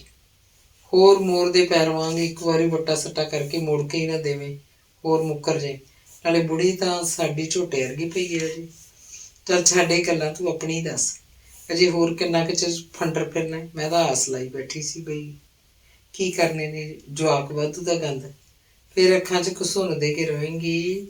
ਕੋਤਲੇ ਅੱਗੇ ਤੇਰਾ ਪਤੰਦਰ ਥਾਣੇਦਾਰ ਦਾ ਮੁੰਡਾ ਪਾ ਲੈ, ਜੂੜ ਜੇ ਪੈਂਦਾ। ਜੂੜ ਪਾ ਕੇ ਕੀ ਕਰਨਾ? ਅਜੇ ਹਰਾ ਚੁਗਣ ਦੇ। ਨਹੀਂ ਸੱਚ ਦੱਸਾਂ, ਤੀਵੀਂ ਉਹੀ ਆਦਮੀ ਨੂੰ ਹਰਾ ਚੁਗਣ ਛੱਡਦੀ ਹੁੰਦੀ ਹੈ ਜਿਹਦੀ ਆਪ ਕਿਤੇ ਹੋਰ ਹਰਾ ਚੁਗਣ ਦੀ ਸਲਾਹ ਹੋਵੇ। ਕਿਤੇ ਉਹ ਵਿਚਾਰਾ ਤੱਥਿਆਂ ਦੀ ਰਾਖੀ ਉੱਤੇ ਹੀ ਨਹੀਂ ਬੈਠਾ ਰਹਿੰਦਾ। ਤੇਰਾ ਅਜੇ ਵਿਆਹ ਨਹੀਂ ਹੋਇਆ, ਮੰਗਣਾ ਨਹੀਂ ਹੋਇਆ, ਤੈਨੂੰ ਇਹਨਾਂ ਗੱਲਾਂ ਦਾ ਭਲਾ ਕੀ ਪਤਾ? ਜੀਤੂ ਨੇ ਚਾਹ ਵਾਲੇ ਗਲਾਸ ਚੁੱਕਦਿਆਂ ਕਿਹਾ। ਜੇ ਘੋੜੀ ਚੜੇ ਨਹੀਂ ਤੇ ਚੜ੍ਹਦੇ ਤਾਂ ਵੇਖੇ ਨੇ। ਛੱਡ ਪਰੇ, ਤੂੰ ਆਪਣੇ ਚੰਨਣ ਦੀ ਕੋਈ ਗੱਲ ਸੁਣਾ। ਉਸ ਗੀਦੀ ਦਾ ਕੀ ਨਾਂ ਲੈਣਾ? ਅਖੇ ਅੱਗ ਲਾ ਕੇ ਡੱਬੂ ਕੰਧ ਤੇ। ਉਹਨੂੰ ਤਾਂ ਸੂਮਾਂ ਦੇ ਘਿਓ ਦੇ ਕੁੱਜੇ ਵਾਂਗੂ ਦੂਰੋਂ ਦੇਖ ਕੇ ਹੀ ਰੱਜ ਆ ਜਾਂਦਾ ਹੈ। ਸਾਡੇ ਭਾਂਬੜ ਮੱਚਦੇ ਰਹਿੰਦੇ ਨੇ। ਇੰਨਾ ਥੋੜਾ ਵੀ ਉਹਨੂੰ ਕਿਤੇ ਦੇਖ ਤਾਂ ਲੈਣੀ ਹੈ। ਕਿਸਮਤ ਵਾਲੀ ਹੈ, ਜੀਤੋ ਨੇ ਹੌਕਾ ਭਰ ਕੇ ਕਿਹਾ। ਦੇਖਾਂ, ਮੇਰੀਆਂ ਅੱਖਾਂ 'ਚ ਮਹਿੰਦਰੋਂ ਨੇ ਜੀਤੋ ਦੀ ਠੋਡੀ ਉੱਪਰ ਚੁੱਕ ਕੇ ਕਿਹਾ। ਹਾਂ ਦੱਸ, ਜੀਤੋ ਬੋਲੀ। ਸੱਚ ਸੱਚ ਦੱਸ, ਕੀ ਗੱਲ ਹੈ? ਕੀ ਦਰਸ਼ਨਾਂ ਦੀ ਖਾਤਰ ਹੀ ਤਾਂ ਪਟਿਆਲੇ ਵਿਆਹ ਨਹੀਂ ਕਰਵਾਇਆ? ਉਹ ਤਾਂ ਤੇਰਾ ਬਾਈ ਲੱਗਦਾ। ਉਹ ਬਾਈ ਤਾਂ ਸਾਰੇ ਹੀ ਲੱਗਦੇ ਹੁੰਦੇ ਨੇ। ਕੀ ਭੌਂਕੀ ਜਾਂਦੀ ਹੈ? ਆਹੋ, ਜੇ ਗੱਲ ਅੱਖਾਂ ਠੰਡੀਆਂ ਕਰਨ ਤੱਕ ਹੀ ਰਹੇ ਤਾਂ ਵਧੀਆ ਰਹਿੰਦਾ, ਕਿਸੇ ਨੂੰ ਸ਼ੱਕ ਵੀ ਨਹੀਂ ਪੈਂਦਾ। ਮੈਂ ਵੀ ਕਹਾਂ, ਗੱਲ ਕੀ ਹੈ? ਮੁੜ ਘਿੜ ਕੇ ਗਧੀ ਬੋੜਥ ਹੇਠ। ਵਰੇ ਖਾਣਾ ਜਿਹਾ ਉਹ ਵੀ ਲੱਗਦਾ ਨਹੀਂ, ਏਡੀ ਉਮਰ ਦਾ। ਭੌਂਕੀ ਜਾ ਜੋ ਜੀ ਆਉਂਦਾ। ਕਹਿ ਖਾ ਪਿਓ ਦੀ ਸਹੁੰ ਖਾ ਕੇ ਵੀ ਤੇਰਾ ਉਹ ਕੁਛ ਨਹੀਂ ਲੱਗਦਾ। ਕਹਿੰਦੇ ਨੇ ਉਹਦੀ ਬਹੂ ਖਾਸੀ ਬਿਮਾਰ ਹੈ। ਤਾਇਆ ਇੱਕ ਦਿਨ ਦੱਸਦਾ ਸੀ, ਦਿੱਲੀੋਂ 500 ਰੁਪਏ ਨੂੰ ਡਾਕਟਰ ਸੱਦਿਆ ਸੀ। ਅੱਛਾ, ਪਰ ਹੁਣ ਤਾਂ ਜੇ ਉਹ ਮਰ ਵੀ ਜਾਵੇ ਤੈਨੂੰ ਕੀ ਫਾਇਦਾ? ਹਾਂ, ਮੈਨੂੰ ਤਾਂ ਹੋ ਸਕਦਾ ਹੈ, ਖਬਰੇ ਜੀ ਚੋਂ ਸੁੱਖਾ ਹੀ ਸੁੱਖਦਾ ਹੋਵੇ। ਵੀ ਮਗਰੋਂ ਲੱਥੇ ਮਹਿੰਦਰੋਂ ਨੇ ਹੱਸ ਕੇ ਕਿਹਾ। ਨਹੀਂ, ਮਹਿੰਦਰੋਂ ਬਾਈ ਨਹੀਂ ਇਹੋ ਜਿਹਾ। ਉਹ ਤਾਂ ਇੱਕ ਨੇਕ ਬੰਦਾ ਹੈ, ਨਾਲੇ ਮੇਰਾ ਭਰਾ ਲੱਗਦਾ। ਉਹ ਮਹਿੰਦਰੋਂ ਮੈਂ ਕਈ ਵਾਰੀ ਸੋਚਦੀ ਹਾਂ ਵੀ ਬੰਦਾ ਕੀ ਲੈਣ ਆਉਂਦਾ ਜੱਗ ਤੇ। ਉਹੀ ਆਉਂਦਾ, ਉਹੀ ਤੁਰ ਜਾਂਦਾ। ਜੀਤੋ ਨੇ ਜਾਣੇ ਕਾਲੇ ਕਾਲੇ ਲੰਘਦੇ ਜਾਂਦੇ ਬੱਦਲਾਂ ਵੱਲ ਦੇਖ ਕੇ ਕਿਹਾ। ਮਾਪੇ ਜੰਮ ਧਰਦੇ ਨੇ, ਉਹ ਜੱਗ ਉੱਤੇ ਆ ਜਾਂਦਾ ਹੈ। ਹੋਰ ਲੈਣ ਆਉਂਦਾ ਉਹ ਟਿੰਡੀਆਂ। ਤੂੰ ਇੰਨੀ ਸੱਚੀ ਗੱਲ ਦੱਸ ਵੀ ਹੱਡਾਂ ਨੂੰ ਕਾਹਦਾ ਝੋਰਾ ਲਾਈ ਬੈਠੀ ਆ? ਜਾਣੀ ਚਿੱਤ ਜਿਹਾ ਨਹੀਂ ਲੱਗਦਾ ਕਿਤੇ। ਬੁਝਾਰਤਾ ਨਾ ਬਸ, ਸੱਚ ਦੱਸ ਧਰਮ ਨਾਲ, ਬਸ ਇਹੀ ਗੱਲ ਹੈ। ਜੀਜਾ ਨਹੀਂ ਚੰਗਾ ਸਾਡਾ, ਜਾਂ ਸੱਸ ਬੁਰੀ ਹੈ।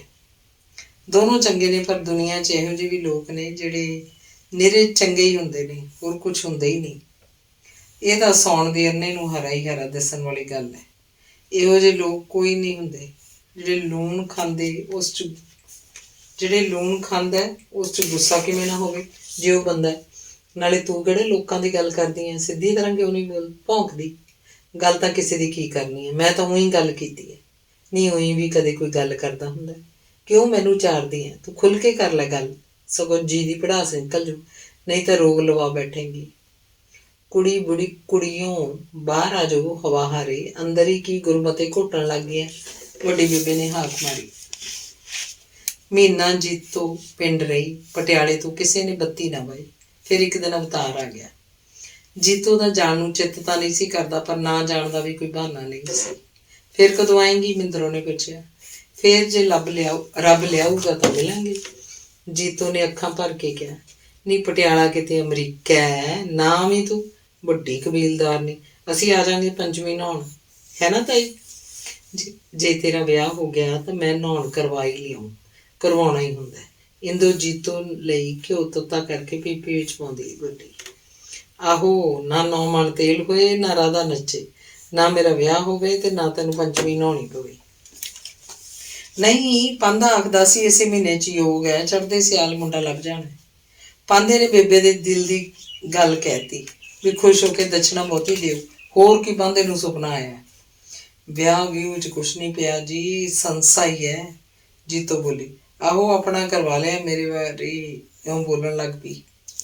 ਤੂੰ ਨੰਦਾ ਤੋਂ ਉੱਠ ਕੇ ਇਹਦੇ ਸਿਰ ਉੱਤੋਂ ਦੀ ਹੱਥ ਨਹੀਂ ਜੀ ਫੇਰਿਆ? ਇੰਦੋ ਨੇ ਜੀਤੋ ਤੋਂ ਪੁੱਛਿਆ। ਫੇਰਿਆ ਸੀ ਤਾਂ ਵਿਆਹ ਹੋਇਆ ਸਮਝੋ। ਇਹ ਤਾਂ ਪਰਤਿਆਈ ਹੋਈ ਗੱਲ ਹੈ, ਫੇਰ ਨਹੀਂ ਸਾਲ ਟੱਪਦੇ, ਇੰਦੋ ਨੇ ਦੱਸਿਆ। ਮੇਰੇ ਵਿਆਹ ਤੇ ਤਾਂ ਆਏਂਗੀ? ਮਹਿੰਦਰੋਂ ਨੇ ਕਾਰ ਤੱਕ ਛੱਡਣ ਆਈ ਨੇ ਪੁੱਛਿਆ। ਜੇ ਜਿਉਂਦੀ ਰਹੀ ਤਾਂ। ਨਹੀਂ, ਸਭ ਜਿਉਂਦੀਆਂ ਦੀਆਂ ਹੀ ਤਾਂ ਗੱਲਾਂ ਹੁੰਦੀਆਂ ਨੇ। ਹੋਰ ਕੀ, ਮੈਂ ਇਹ ਆਖਾਂ ਕਿ ਜੇ ਮੈਂ ਜਿਉਂਦੀ ਹੋਈ ਤਾਂ ਮੇਰਾ ਵਿਆਹ ਹੋਊਗਾ, ਤੂੰ ਜਿਉਂਦੀ ਹੋਈ ਤਾਂ ਜ਼ਰੂਰ ਆ ਜਾਈ। ਬੈਠੋ ਬੈਠੋ, ਦੇਰ ਹੁੰਦੀ ਹੈ। ਇਹ ਘਿਓ ਦੀ ਪੀਪੀ ਰਹਿਣ ਦੇ ਹੋਏ ਕਿੱਥੇ ਚੱਕੀ ਜਾਵਾਂਗੇ? ਇਲਾਕੇ 'ਚੋਂ ਇੱਕ ਬੰਦਾ 2 ਪੀਪੇ ਦੇ ਗਿਆ ਹੋਇਆ, ਅਵਤਾਰ ਬੋਲਿਆ। ਘਰ ਦੀ ਮਹਿੰ ਦਾ ਨਤਾਰ ਕੇ ਤੱਤਾ ਕਰਕੇ ਪਾਇਆ, ਇੰਦੂ ਬੋਲੀ। ਉਹ ਕਿਹੜਾ ਝੋਟਿਆਂ ਦਾ ਹੈ, ਉਹ ਵੀ ਮਈਆਂ ਦਾ ਹੀ ਹੈ, ਅਵਤਾਰ ਨੇ ਮਹਿੰਦਰੋਂ ਨੂੰ ਮਖੌਲ ਕੀਤਾ। ਜੀਤੋ ਨੇ ਸੰਜੀਦਾ ਹੋ ਕੇ ਪੀਪੀ ਪਰਾਂ ਰੱਖਤੀ। ਆਂਢਣਾਂ ਗੁਆਂਢਣਾਂ ਜੀਤੋ ਨੂੰ ਛੱਡਣ ਆਈਆਂ। ਤੁਰਨ ਲੱਗਿਆ ਜੀਤੋ ਵੱਡੀ ਬੇਬੇ ਦੇ ਗਲ ਲੱਗ ਕੇ ਰੋ ਪਈ। ਮੁੱਤਰ ਝਾਕਦੇ ਜਵਾਕਾਂ ਦੀ ਭੀੜ ਨੂੰ ਪਿੱਛੇ ਛੱਡਦੀ ਧੂੜ ਉਡਾਉਂਦੀ ਕਾਰ ਮਿੰਟਾਂ ਸਕਿੰਟਾਂ 'ਚ ਅੱਖਾਂ ਤੋਂ ਓਹਲੇ ਹੋ ਗਈ। ਅੰਗ 13ਵਾਂ। ਪਹੁੰਚੀਆਂ ਦਾ ਤਿਉਹਾਰ ਆਇਆ, ਪਰ ਜੀਤੋ ਦੀ ਮਹਿੰਦਰ ਨੂੰ ਪਹੁੰਚੀ ਨਹੀਂ ਆਈ। ਮਹਿੰਦਰ 5 ਮੀਲ ਤੁਰ ਕੇ ਡਾਕਖਾਨੇ ਪਤਾ ਕਰਨ ਗਿਆ ਕਿ ਸਾਡੀ ਕੋਈ ਚਿੱਠੀ ਤਾਂ ਨਹੀਂ ਆਈ ਜੀਤੋ ਭੈਣ ਕੋਲੋਂ। ਪਰ ਚਿੱਠੀ ਨਹੀਂ ਸੀ ਆਈ। ਘਰ ਆ ਕੇ ਰੋ ਪਿਆ ਸੀ। ਭੁੱਲ ਗਈ ਹੋਣੀ ਐ, ਆ ਲੈਣ ਦੇ, ਮੁੜ ਕੇ ਲਾਉਂਗੀ ਉਹਦੀ ਖਬਰ। ਲੈ, ਮੇਰਾ ਪੁੱਤ ਲੋਗੜੀ ਦੀ ਮੈਂ ਹੀ ਬਣਾ ਦਿੰਦੀ ਆ, ਆਪਾਂ ਰੁਪਈਆ ਵੀ ਨਹੀਂ ਦੇਣਾ ਉਹਨੂੰ ਪਹੁੰਚੀ ਬਣਾਈ ਦਾ। ਇੰਦੋ ਨੇ ਮਿੰਦਰ ਨੂੰ ਸਮਝਾਇਆ। ਜੀਤੋ ਨੂੰ ਗਈ ਨੂੰ 2 ਮਹੀਨੇ ਹੋ ਗਏ ਸੀ। ਕੋਈ ਸੁੱਖ ਸੁਨੇਹਾ ਨਹੀਂ ਸੀ ਆਇਆ। ਆਉਂਦੀ ਪੂਰਨਮਾਸ਼ੀ ਮਿੰਦਰੋ ਦਾ ਵਿਆਹ ਸੀ। ਜੀਤੋ ਦਾ ਬਾਪੂ ਸੋਚਦਾ ਸੀ ਉਦੋਂ ਹੀ ਲਿਆਵਾਂਗਾ। ਜੀਤੋ ਨੇ ਇੱਕ ਦਿਨ ਕਾਰਡ ਲਿਖਿਆ ਤਾਂ ਸੀ, ਪਰ ਪਾਇਆ ਨਹੀਂ। ਬਾਪੂ ਸੰਸਾ ਕਰੇਗਾ, ਉਹਨੇ ਸੋਚਿਆ। ਉਹ ਕਿਸੇ ਨੂੰ ਦੱਸਣ ਵਾਲੀ ਗੱਲ ਵੀ ਤਾਂ ਨਹੀਂ ਸੀ। ਇੱਕ ਦਿਨ ਥਾਣੇਦਾਰ ਉੱਤਮ ਸਿੰਘ ਨੇ ਬੜੇ ਰਾਜ਼ਦਾਰ ਤਰੀਕੇ ਨਾਲ ਥਾਣੇਦਾਰੀ ਨੂੰ ਦੱਸਿਆ, ਕਿਸੇ ਖਾਸ ਬੰਦੇ ਤੋਂ ਪਤਾ ਲੱਗਿਆ ਵਹੁਟੀ ਦਾ ਚਾਲ ਚੱਲਣ ਵਿਆਹ ਤੋਂ ਪਹਿਲਾਂ ਚੰਗਾ ਨਹੀਂ ਸੀ। ਝੂਠ ਕੇ ਸੱਚ ਲੋਕ ਤੇਜਵੰਤ ਸਿੰਘ ਦਾ ਹੀ ਨਾਂ ਲੈਂਦੇ ਨੇ। ਮੈਂ ਤਾਂ ਪਹਿਲਾਂ ਹੀ ਆਖਦੀ ਸੀ ਵੀ ਇਹ ਸਾਕ ਨਾ ਲਓ। ਮੇਰੀ ਕੋਈ ਸੁਣੇ ਵੀ ਬਈ ਪਈ ਭੌਂਕੇ। ਬੀਬੀ ਕੀ? ਪਰੇ ਬੈਠੇ ਖੱਲ ਭਰਵਾ ਕੇ ਲਿਆਂਦੀ ਹਿਰਨੀ ਉੱਤੇ ਬੁਰਸ਼ ਮਾਰਦੇ ਅਵਤਾਰ ਨੇ ਗੱਲ ਸੁਣ ਕੇ ਵੀ ਪੁੱਛਿਆ। ਕੁਛ ਨਹੀਂ, ਕਿਸਮਤ ਮਾੜੀ ਹੈ, ਹੋਰ ਕੀ। ਉਹ ਕੁਤਰੀਆਂ ਜੀਆਂ ਨਾਸਾਂ ਵਾਲਾ ਵੀ ਤੀਏ ਦੇ ਨਾਂ ਬੈਠਦਾ। ਹੁਣ ਆਵੇ ਜੇ ਦਾੜੀ ਨਾ ਪੱਟਦੇ ਆ ਫੜ ਕੇ। ਅਖੇ ਜੀਤੋ ਮੇਰੀ ਮਾਂ ਦੇ ਮਾਮੇ ਦੀ ਧੀ ਹੈ। ਉਵੇਂ ਅਖੇ ਤੁਹਾਡੇ ਪਿੰਡ ਸਾਡਾ ਕੱਟਾ ਵਿਆਹਿਆ ਹੋਇਆ, ਰਿਸ਼ਤੇਦਾਰੀ ਕੱਢੀ ਹੈ। ਦੱਸਦੇ ਨੇ ਲੋਕ ਅਖੇ ਵਿਆਹ ਤੋਂ ਪਹਿਲਾਂ ਮਹੀਨਾ ਮਹੀਨਾ ਰਹਿ ਜਾਂਦੀ ਸੀ ਇਹਨਾਂ ਦੇ ਘਰੇ। ਮਾਪਿਆਂ ਦੀਆਂ ਅੱਖਾਂ ਫੁੱਟੀਆਂ ਹੋਈਆਂ ਸੀ। ਮੈਨੂੰ ਤਾਂ ਪਹਿਲਾਂ ਹੀ ਦਿੰਦਾ ਸੀ ਵੀ ਇਹੋ ਜਿਹੀਆਂ ਤੋਂ ਕੀ ਭੱਦਰਕਾਰੀ ਹੁੰਦੀ ਹੈ। ਚੈਕਣੀਆਂ ਮਹਿਕਣੀਆਂ ਤੋਂ ਥਾਣੇਦਾਰ ਨੇ ਇੱਕੋ ਸਾਹ ਕਹਿੰਦੀ ਗਈ। ਜੀਤੋ ਲੰਗਰ 'ਚ ਰੋਟੀ ਪਕਾਉਂਦੀ ਸਭ ਕੁਝ ਸੁਣ ਰਹੀ ਸੀ। ਸ਼ਾਇਦ ਉਹਨੂੰ ਸੁਣਾਉਣ ਲਈ ਹੀ ਸਭ ਕੁਝ ਆਖਿਆ ਗਿਆ ਸੀ। ਪਰ ਹੁਣ ਜੇ ਰੌਲਾ ਪਾਏਂਗੀ ਤਾਂ ਆਪਣੀ ਉਹ ਬਦਨਾਮੀ ਹੈ। ਬਸ ਉਹ ਖਿਆਲ ਰੱਖੇ, ਥਾਣੇਦਾਰ ਨੇ ਨੇਕ ਸਲਾਹ ਦਿੱਤੀ। ਮੈਂ ਤਾਂ ਪੀਜੂ ਸੀਰ ਮੇ, ਸਮਝਿਆ ਕੀ ਹੈ ਇਹਨੇ? ਜਿਹੋ ਜੀ ਮਾਂ ਉਹ ਜੀ ਧੀ। ਥਾਣੇਦਾਰ ਨੇ ਲੰਘੀ ਜਾਂਦੀ ਕੁੱਤੀ ਦੀ ਜੁੱਤੀ ਵਗਾ ਕੇ ਮਾਰਦੀ ਬੋਲੀ। ਅਵਤਾਰ ਉੱਠ ਕੇ ਬਾਹਰ ਨੂੰ ਚਲਾ ਗਿਆ। ਬਹੁਤ ਰਾਤ ਗਈ। ਜਦੋਂ ਉਹ ਮੁੜਿਆ, ਉਹ ਸ਼ਰਾਬ ਨਾਲ ਰੱਜਿਆ ਹੋਇਆ ਸੀ ਤੇ ਜੀਤੋ ਨੂੰ ਗਾਲਾਂ ਕੱਢ ਰਿਹਾ ਸੀ। ਜੀਤੋ ਰੋਟੀ ਲੈ ਕੇ ਗਈ। ਉਹਨੇ ਥਾਲ ਉਹਦੇ ਪੈਰਾਂ 'ਚ ਵਗਾ ਮਾਰਿਆ ਤੇ ਹੱਥ ਲੱਗੇ ਇੱਕ ਡੰਡੋਰਕੇ ਜਿਹੇ ਨਾਲ ਹੀ ਉਹਨੂੰ ਕੁੱਟਣ ਲੱਗ ਪਿਆ। ਰੌਲਾ ਸੁਣ ਕੇ ਥਾਣੇਦਾਰ ਤੇ ਥਾਣੇਦਾਰਨੀ ਆ ਪਹੁੰਚੀ। ਵੀ ਕੁੱਟ ਨਾਲ ਵੀ ਕਦੇ ਤੀਵੀਆਂ ਸੁਧਰੀਆਂ ਨਹੀਂ, ਕਿਉਂ ਵਾਧੂ ਕਲਪਦਾ ਏ? ਥਾਣੇਦਾਰਨੀ ਨੇ ਉਹ ਤੋਂ ਡੰਡਾ ਖੋਹ ਕੇ ਗਿਆ। ਮੈਂ ਇਸ ਸਾਲੀ ਕੁੱਤੀ ਨੂੰ ਜਾਨੋਂ ਮਾਰ ਦੇਣਾ। ਜਾਂ ਨਿਕਲ ਜਾ ਸਾਡੇ ਘਰੋਂ। ਅਵਤਾਰ ਨੇ ਗੁੱਛਾ ਮੁੱਛਾ ਹੋਏ ਗੋਡਿਆਂ 'ਚ ਸਿਰ ਦੇਈ ਟੁਸਕਦੀ ਜੀਤੋ ਦੇ ਲੱਤ ਮਾਰਦਿਆਂ ਕਿਹਾ, ਘਰ ਅਜੇ ਮੇਰਾ ਏ। ਉਹ ਸਾਲਿਆ ਚੁੱਪ ਕਰ, ਗਲਤੀ ਹੋ ਹੀ ਜਾਂਦੀ ਹੁੰਦੀ ਹੈ ਇਸ ਉਮਰੇ। ਗਾਹਾਂ ਨੂੰ ਭਾਈ ਸੋਚ ਸਮਝ ਕੇ ਕਰੀ ਹਰ ਇੱਕ ਗੱਲ। ਤੂੰ ਸੁਣਦਾ ਏ ਓਏ ਲਫੰਗਿਆ ਜਿਹਾ? ਜੇ ਹੁਣ ਹੱਥ ਲਾਇਆ ਵਹੁਟੀ ਨੂੰ, ਮੇਰੇ ਤੋਂ ਬੁਰਾ ਕੋਈ ਨਹੀਂ, ਸਮਝਿਆ? ਥਾਣੇਦਾਰ ਨੇ ਸਧਾਰਨ ਜੀਆਂ ਗੱਲਾਂ ਰਾਹੀਂ ਆਪਣੇ ਜਾਣੇ ਬੜਾ ਕੁਝ ਆਖ ਦਿੱਤਾ ਸੀ। ਥਾਣੇਦਾਰਨੀ ਨੇ ਜੀਤੋ ਨੂੰ ਉਠਾ ਕੇ ਕਮੀਜ਼ ਬਦਲ ਲੈਣ ਲਈ ਆਖਿਆ, ਜੋ ਮਾਰ ਨਾਲ ਕਈ ਥਾਵਾਂ ਤੋਂ ਪਾਟ ਗਿਆ ਸੀ। ਕਮੀਜ਼ ਬਦਲਦੀ ਜੀਤੋ ਨੇ ਦੇਖਿਆ ਉਹਦੇ ਪਿੰਡ ਉੱਤੇ ਕਈ ਥਾਵਾਂ ਤੇ ਲਾਸ਼ਾਂ ਉੱਭਰ ਆਈਆਂ ਸਨ। ਸਾਰੀ ਰਾਤ ਜੀਤੋ ਦੀ ਅੱਖ ਨਹੀਂ ਲੱਗੀ। ਉਹ ਮਰਿਆਂ ਜਿਉਂਦਿਆਂ ਨਾਲ ਖਬਰੇ ਕੀ ਗੱਲਾਂ ਕਰਦੀ ਰਹੀ। ਅੱਜ ਨਾ ਜਾਣੇ ਕਿਉਂ ਉਹਨੂੰ ਆਪਣਾ ਪਿੰਡ ਯਾਦ ਆਇਆ, ਖੇਤ ਯਾਦ ਆਏ, ਖੂਹ ਯਾਦ ਆਏ, ਮਿੰਦਰੋਂ ਯਾਦ ਆਈ, ਬਾਪੂ ਯਾਦ ਆਇਆ, ਮਿੰਦਰ ਯਾਦ ਆਇਆ, ਆਪਣੀ ਬੇਬੇ ਯਾਦ ਆਈ ਤੇ ਵੱਡੀ ਬੇਬੇ ਵੀ, ਜਿਹਨੇ ਕਿਹਾ ਸੀ ਮਾਂ ਦੇ ਦੁੱਧ ਤੇ ਨਾ ਜਾਈ, ਪਿਓ ਦੀ ਪੱਗ ਦੀ ਲਾਜ ਰੱਖੀ। ਉਹ ਜਿਵੇਂ ਤਰਬਕ ਕੇ ਆਪਣੇ ਪਿੰਡੋਂ ਮੁੜ ਆਈ। ਅਗਲੀ ਸਵੇਰ ਉੱਠ ਕੇ ਮੁੜ ਕੰਮ ਧੰਦਾ ਕਰਨ ਲੱਗ ਪਈ, ਜਿਵੇਂ ਰਾਤ ਕੁਝ ਵਾਪਰਿਆ ਹੀ ਨਹੀਂ ਸੀ। ਆਥਣੇ ਜੇ ਉਹਨੂੰ ਜਿਵੇਂ ਡਰ ਜਿਹਾ ਲੱਗਿਆ ਕਿ ਅਵਤਾਰ ਮੁੜ ਸ਼ਰਾਬ ਪੀ ਕੇ ਆਏਗਾ ਤੇ ਉਹਨੂੰ ਫੇਰ ਮਾਰੇਗਾ। ਪਰ ਅਵਤਾਰ ਸ਼ਰਾਬ ਪੀ ਕੇ ਨਹੀਂ ਆਇਆ। ਉਹਨੇ ਤਾਂ ਰੋਟੀ ਵੀ ਨਹੀਂ ਖਾਧੀ, ਦੁੱਧ ਵੀ ਨਹੀਂ ਪੀਤਾ। ਉਹ ਕੰਧ ਵੱਲ ਮੂੰਹ ਕਰੀ ਪਿਆ ਸੀ, ਕੁਝ ਵੀ ਨਹੀਂ ਸੀ ਆਖ ਰਿਹਾ। ਇੱਕ ਅੱਧ ਵਾਰੀ ਜੀਤੋ ਦਾ ਮਨ ਕੀਤਾ ਅਵਤਾਰ ਕੋਲ ਚਲੀ ਜਾਵੇ, ਪਰ ਉਹਦਾ ਕੋਈ ਵੀ ਸਫਾਈ ਦੇਣ ਨੂੰ ਜੀ ਨਹੀਂ ਸੀ ਕਰਦਾ। ਇਹ ਤੋਂ ਪਿੱਛੋਂ ਹਰ ਦੂਸਰੇ ਤੀਸਰੇ ਦਿਨ ਅਵਤਾਰ ਸ਼ਰਾਬ ਪੀ ਕੇ ਆਉਂਦਾ ਤੇ ਉਹਨੂੰ ਮਾਰਦਾ। ਆਪ ਰੋਟੀ ਨਾ ਖਾਂਦਾ, ਕਈ ਵਾਰੀ ਰੋਣ ਲੱਗ ਜਾਂਦਾ, ਕਦੇ ਕਦੇ ਆਖਦਾ ਮੈਂ ਇਹਨੂੰ ਜਾਨੋਂ ਮਾਰ ਦੇਣਾ। ਥਾਣੇਦਾਰਨੀ ਉਹਨੂੰ ਸਮਝਾਉਂਦੀ, ਜੀਤੋ ਨੂੰ ਆਖਦੀ ਤੂੰ ਮੇਰੇ ਇਕੱਲੇ ਪੁੱਤ ਦੀ ਜਿੰਦ ਰੋਲਦੀ। ਕਿੱਥੇ ਧਰੀ ਪਈ ਸੀ ਸਾਡੇ ਭਾਗਾਂ 'ਚ ਝੂਠ ਕਿਸੇ ਥਾਂ ਦੀ। ਮਰ ਜਾ ਖੂਹ ਖਾਤੇ ਡੁੱਬ ਕੇ, ਇਦੋਂ ਤਾਂ ਜਿੰਨੀ ਤੇਰੇ ਨਾਲ ਕੁੱਤੇ ਖਾਣੀ ਹੁੰਦੀ ਹੈ ਬੇਸ਼ਰਮੇ। ਜੀਤੋ ਕੋਈ ਉੱਤਰ ਨਾ ਦਿੰਦੀ। ਥਾਣੇਦਾਰ ਜੀਤੋ ਦਾ ਪੱਖ ਲੈਂਦਾ ਤੇ ਉਹਨੂੰ ਸਮਝਾਉਂਦਾ, ਪੁਰਾਣੀਆਂ ਗੱਲਾਂ ਤੇ ਪਾਓ ਮਿੱਟੀ, ਬਸ ਅੱਗੇ ਨੂੰ ਸਿਆਣੀ ਬਣ ਜੇ। ਹਾਏ ਮਾਂ, ਕਦੇ ਕਦੇ ਜੀਤੋ ਦੇ ਮੂੰਹ ਨਿਕਲ ਜਾਂਦਾ, ਪਰ ਉਹ ਤਰਬਕ ਕੇ ਸੋਚਦੀ ਮੈਨੂੰ ਮਾਂ ਨੂੰ ਨਹੀਂ ਯਾਦ ਕਰਨਾ ਚਾਹੀਦਾ। ਅੱਜ ਤੇਜਵੰਤ ਇੱਧਰ ਆਇਆ ਸੀ। ਅਵਤਾਰ ਉਸ ਵੇਲੇ ਘਰ ਨਹੀਂ ਸੀ। ਥਾਣੇਦਾਰ ਉਸ ਨਾਲ ਹੱਸ-ਹੱਸ ਗੱਲਾਂ ਕਰਦਾ ਰਿਹਾ। ਥਾਣੇਦਾਰ ਨੇ ਘੁੱਟੀ ਵੱਟੀ ਰਹੀ। ਤੇਰੀ ਵਹੁਟੀ ਦਾ ਕੀ ਹਾਲ ਹੈ ਭਾਈ? ਉਹਦਾ ਚੰਗੀ ਤਰ੍ਹਾਂ ਇਲਾਜ ਕਿਉਂ ਨਹੀਂ ਕਰਾਉਂਦਾ? ਉਹਨੇ ਤਿਉੜੀਆਂ ਪਾ ਕੇ ਤੇਜਵੰਤ ਨੂੰ ਪੁੱਛਿਆ। ਅੱਗੇ ਨਾਲੋਂ ਤਾਂ ਆਰਾਮ ਹੈ, ਇਲਾਜ ਵੀ ਹੋ ਰਿਹਾ। ਮੈਂ ਕਿਹਾ ਅੱਜ ਜੀਤ ਦਾ ਪਤਾ ਹੀ ਲੈ ਆਵਾਂ। ਤੇਜਵੰਤ ਬੋਲਿਆ। ਕਿਉਂ? ਪਤਾ ਲੈਣ ਨੂੰ ਕੀ, ਉਹ ਜਾੜ 'ਚ ਬੈਠੀ ਹੈ, ਆਪਣੇ ਘਰ ਚੰਗੀ ਵਸਦੀ ਹੈ। ਜੀਤੋ ਦੀ ਥਾਂ ਆਪਣੇ ਘਰ ਦਾ ਖਿਆਲ ਰੱਖਿਆ ਕਰ ਬਹੁਤਾ। ਥਾਣੇਦਾਰ ਨੇ ਬੋਲੀ। ਚਾਹ ਬਣਾਉਂਦੀ ਜੀਤੋ ਦੇ ਹੱਥੋਂ ਗਰਮ ਪਾਣੀ ਵਾਲਾ ਪਤੀਲਾ ਛੁੱਟ ਗਿਆ ਸੀ। ਪਾਣੀ ਉੱਤੇ ਪੈਣੋਂ ਬਚ ਗਿਆ ਸੀ। ਦੀਦੇ ਫੁੱਟੇ ਹੋਏ ਸੀ। ਥਾਣੇਦਾਰ ਨੇ ਬੋਲੀ। ਅੱਛਾ ਜੀ, ਮੈਂ ਚੱਲਦਾ। ਆਖ ਤੇਜਵੰਤ ਕਾਹਲੀ ਨਾਲ ਉੱਥੋਂ ਉੱਠ ਆਇਆ। ਬੜੀ ਰਾਤ ਗਈ ਅਵਤਾਰ ਆਇਆ। ਉਹਦੀ ਮਾਂ ਨੇ ਪਹਿਲੀ ਗੱਲ ਹੀ ਉਹਨੂੰ ਇਹ ਦੱਸੀ ਕਿ ਅੱਜ ਤੇਜਵੰਤ ਆਇਆ ਸੀ। ਕੌਣ? ਜੀਤੋ ਦਾ ਯਾਰ। ਕਹਿੰਦੇ ਸ਼ਰਾਬ ਨਾਲ ਰੱਜੇ ਅਵਤਾਰ ਨੇ ਪਿਓ ਦਾ ਡੰਡਾ ਚੁੱਕ ਲਿਆ, ਬਹੁਤ ਮਾਰਿਆ ਜੀਤੋ ਨੂੰ। ਥਾਣੇਦਾਰਨੀ ਉੱਪਰ ਥਾਣੇਦਾਰ ਕੋਲ ਚਲੀ ਗਈ। ਬਹੁਤ ਚਿਰ ਉੱਪਰੋਂ ਨਹੀਂ ਉਤਰੀ। ਜੀਤੋ ਬਹੁਤ ਮਾਰ ਖਾ ਕੇ ਵੀ ਅੱਜ ਰੋਈ ਨਹੀਂ। ਅਵਤਾਰ ਨੇ ਇਸ ਗੱਲੋਂ ਹੋਰ ਮਾਰੀ ਕਿ ਮਾਰਨ ਵਾਲੇ ਨੂੰ ਕੁਝ ਨਹੀਂ ਸੀ ਹੁੰਦਾ। ਫਿਰ ਧੱਕੇ ਦੇ ਕੇ ਉਹਨੂੰ ਘਰੋਂ ਬਾਹਰ ਕੱਢ ਦਿੱਤਾ ਤੇ ਬਾਹਰ ਬੰਦ ਕਰ ਲਿਆ ਤੇ ਆ ਕੇ ਆਪਣੇ ਕਮਰੇ 'ਚ ਪੈ ਗਿਆ। ਬਾਹਰ ਬੜਾ ਹਨੇਰਾ ਸੀ। ਜੀਤੋ ਨੂੰ ਕੁਝ ਨਹੀਂ ਸੀ ਸੁੱਝ ਰਿਹਾ, ਉਹ ਕੀ ਕਰੇ। ਫਿਰ ਪਤਾ ਨਹੀਂ ਕਦੋਂ ਤੇ ਕਿਵੇਂ ਉਹ ਤੇਜਵੰਤ ਦੇ ਘਰ ਅੱਗੇ ਪਹੁੰਚ ਗਈ। ਅਖੀਰਲਾ ਅੰਗ 14ਵਾਂ। ਸੁੱਤੇ ਸੁੱਤੇ ਤੇਜਵੰਤ ਨੂੰ ਲੱਗਿਆ ਜਿਵੇਂ ਬਾਹਰ ਕੋਈ ਹੈ। ਉਹ ਸਾਹ ਰੋਕ ਕੇ ਉਡੀਕਦਾ ਰਿਹਾ ਕਿ ਕੋਈ ਖੜਾਕ ਹੋਏਗਾ। ਫਿਰ ਉਹਨੂੰ ਲੱਗਿਆ ਜਿਵੇਂ ਦਰਵਾਜ਼ੇ ਉੱਤੇ ਕਿਸੇ ਨੇ ਹੱਥ ਰੱਖਿਆ ਤੇ ਚੁੱਕ ਲਿਆ। ਕੌਣ ਹੋ ਸਕਦਾ ਹੈ? ਚੋਰ? ਬਿੱਲੀ? ਕੁੱਤਾ? ਫਿਰ ਨਾ ਜਾਣੇ ਪਤਾ ਨਹੀਂ ਕਿਉਂ ਉਹਨੂੰ ਲੱਗਿਆ ਜਿਵੇਂ ਬਾਹਰ ਜੀਤੋ ਹੈ। ਕੌਣ ਹੋ ਸਕਦਾ ਹੈ? ਸੋਚਦਾ ਸੋਚਦਾ ਉਹ ਸੌਂ ਗਿਆ। ਜੀਤੋ ਨੇ ਮੁੜੀ ਜਾਂਦੀ ਨੇ ਰਾਹ 'ਚੋਂ ਡੰਡਾ ਜਿਹਾ ਚੁੱਕ ਲਿਆ, ਮਤਾ ਕਿਤੇ ਰਾਤ ਨੂੰ ਕੁੱਤੇ ਨਾ ਮਗਰ ਪੈ ਜਾਣ।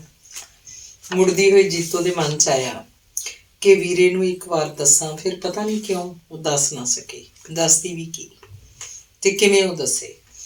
ਉਹ ਦੱਸਣ ਦੀ ਹਿੰਮਤ ਨਾ ਕਰ ਸਕੀ। ਕਾਹਲੀ ਕਾਹਲੀ ਚੱਲਦੀ ਆਪਣੇ ਘਰ ਦੇ ਬੂਹੇ ਅੱਗੇ ਗੁੱਛਾ ਮੁੱਛਾ ਹੋ ਕੇ ਬੈਠ ਗਈ। ਕੁਝ ਚਿਰ ਮਗਰੋਂ ਜਦ ਉਹਨੂੰ ਲੱਗਿਆ ਕਿ ਅਵਤਾਰ ਸੌਂ ਗਿਆ ਤਾਂ ਉਹਨੇ ਹੌਲੀ ਹੌਲੀ ਕੁੰਡਾ ਖੜਕਾਇਆ। ਥਾਣੇਦਾਰ ਨੇ ਹੇਠਾਂ ਉਤਰ ਕੇ ਬੂਹਾ ਖੋਲ੍ਹਿਆ। ਉਹਨੂੰ ਸਾਹਮਣੇ ਦੇਖ ਜੀਤੋ ਘਬਰਾ ਗਈ। ਕਾਹਲੀ ਨਾਲ ਉਹਦੇ ਕੋਲੋਂ ਲੰਘ ਕੇ ਜਿੱਥੇ ਅਵਤਾਰ ਸੁੱਤਾ ਪਿਆ ਸੀ ਉਸ ਕਮਰੇ 'ਚ ਚਲੀ ਗਈ। ਬਾਹਰ ਅੰਦਰੋਂ ਅੜਾ ਲਿਆ। ਥਾਣੇਦਾਰ ਚੁੱਪਚਾਪ ਉੱਪਰ ਚੜ੍ਹਿਆ। ਪਤਾ ਨਹੀਂ ਕੀ ਸੋਚਦਾ ਆਪਣੇ ਬਿਸਤਰੇ 'ਤੇ ਪੈ ਕੇ ਸੌਂ ਗਿਆ।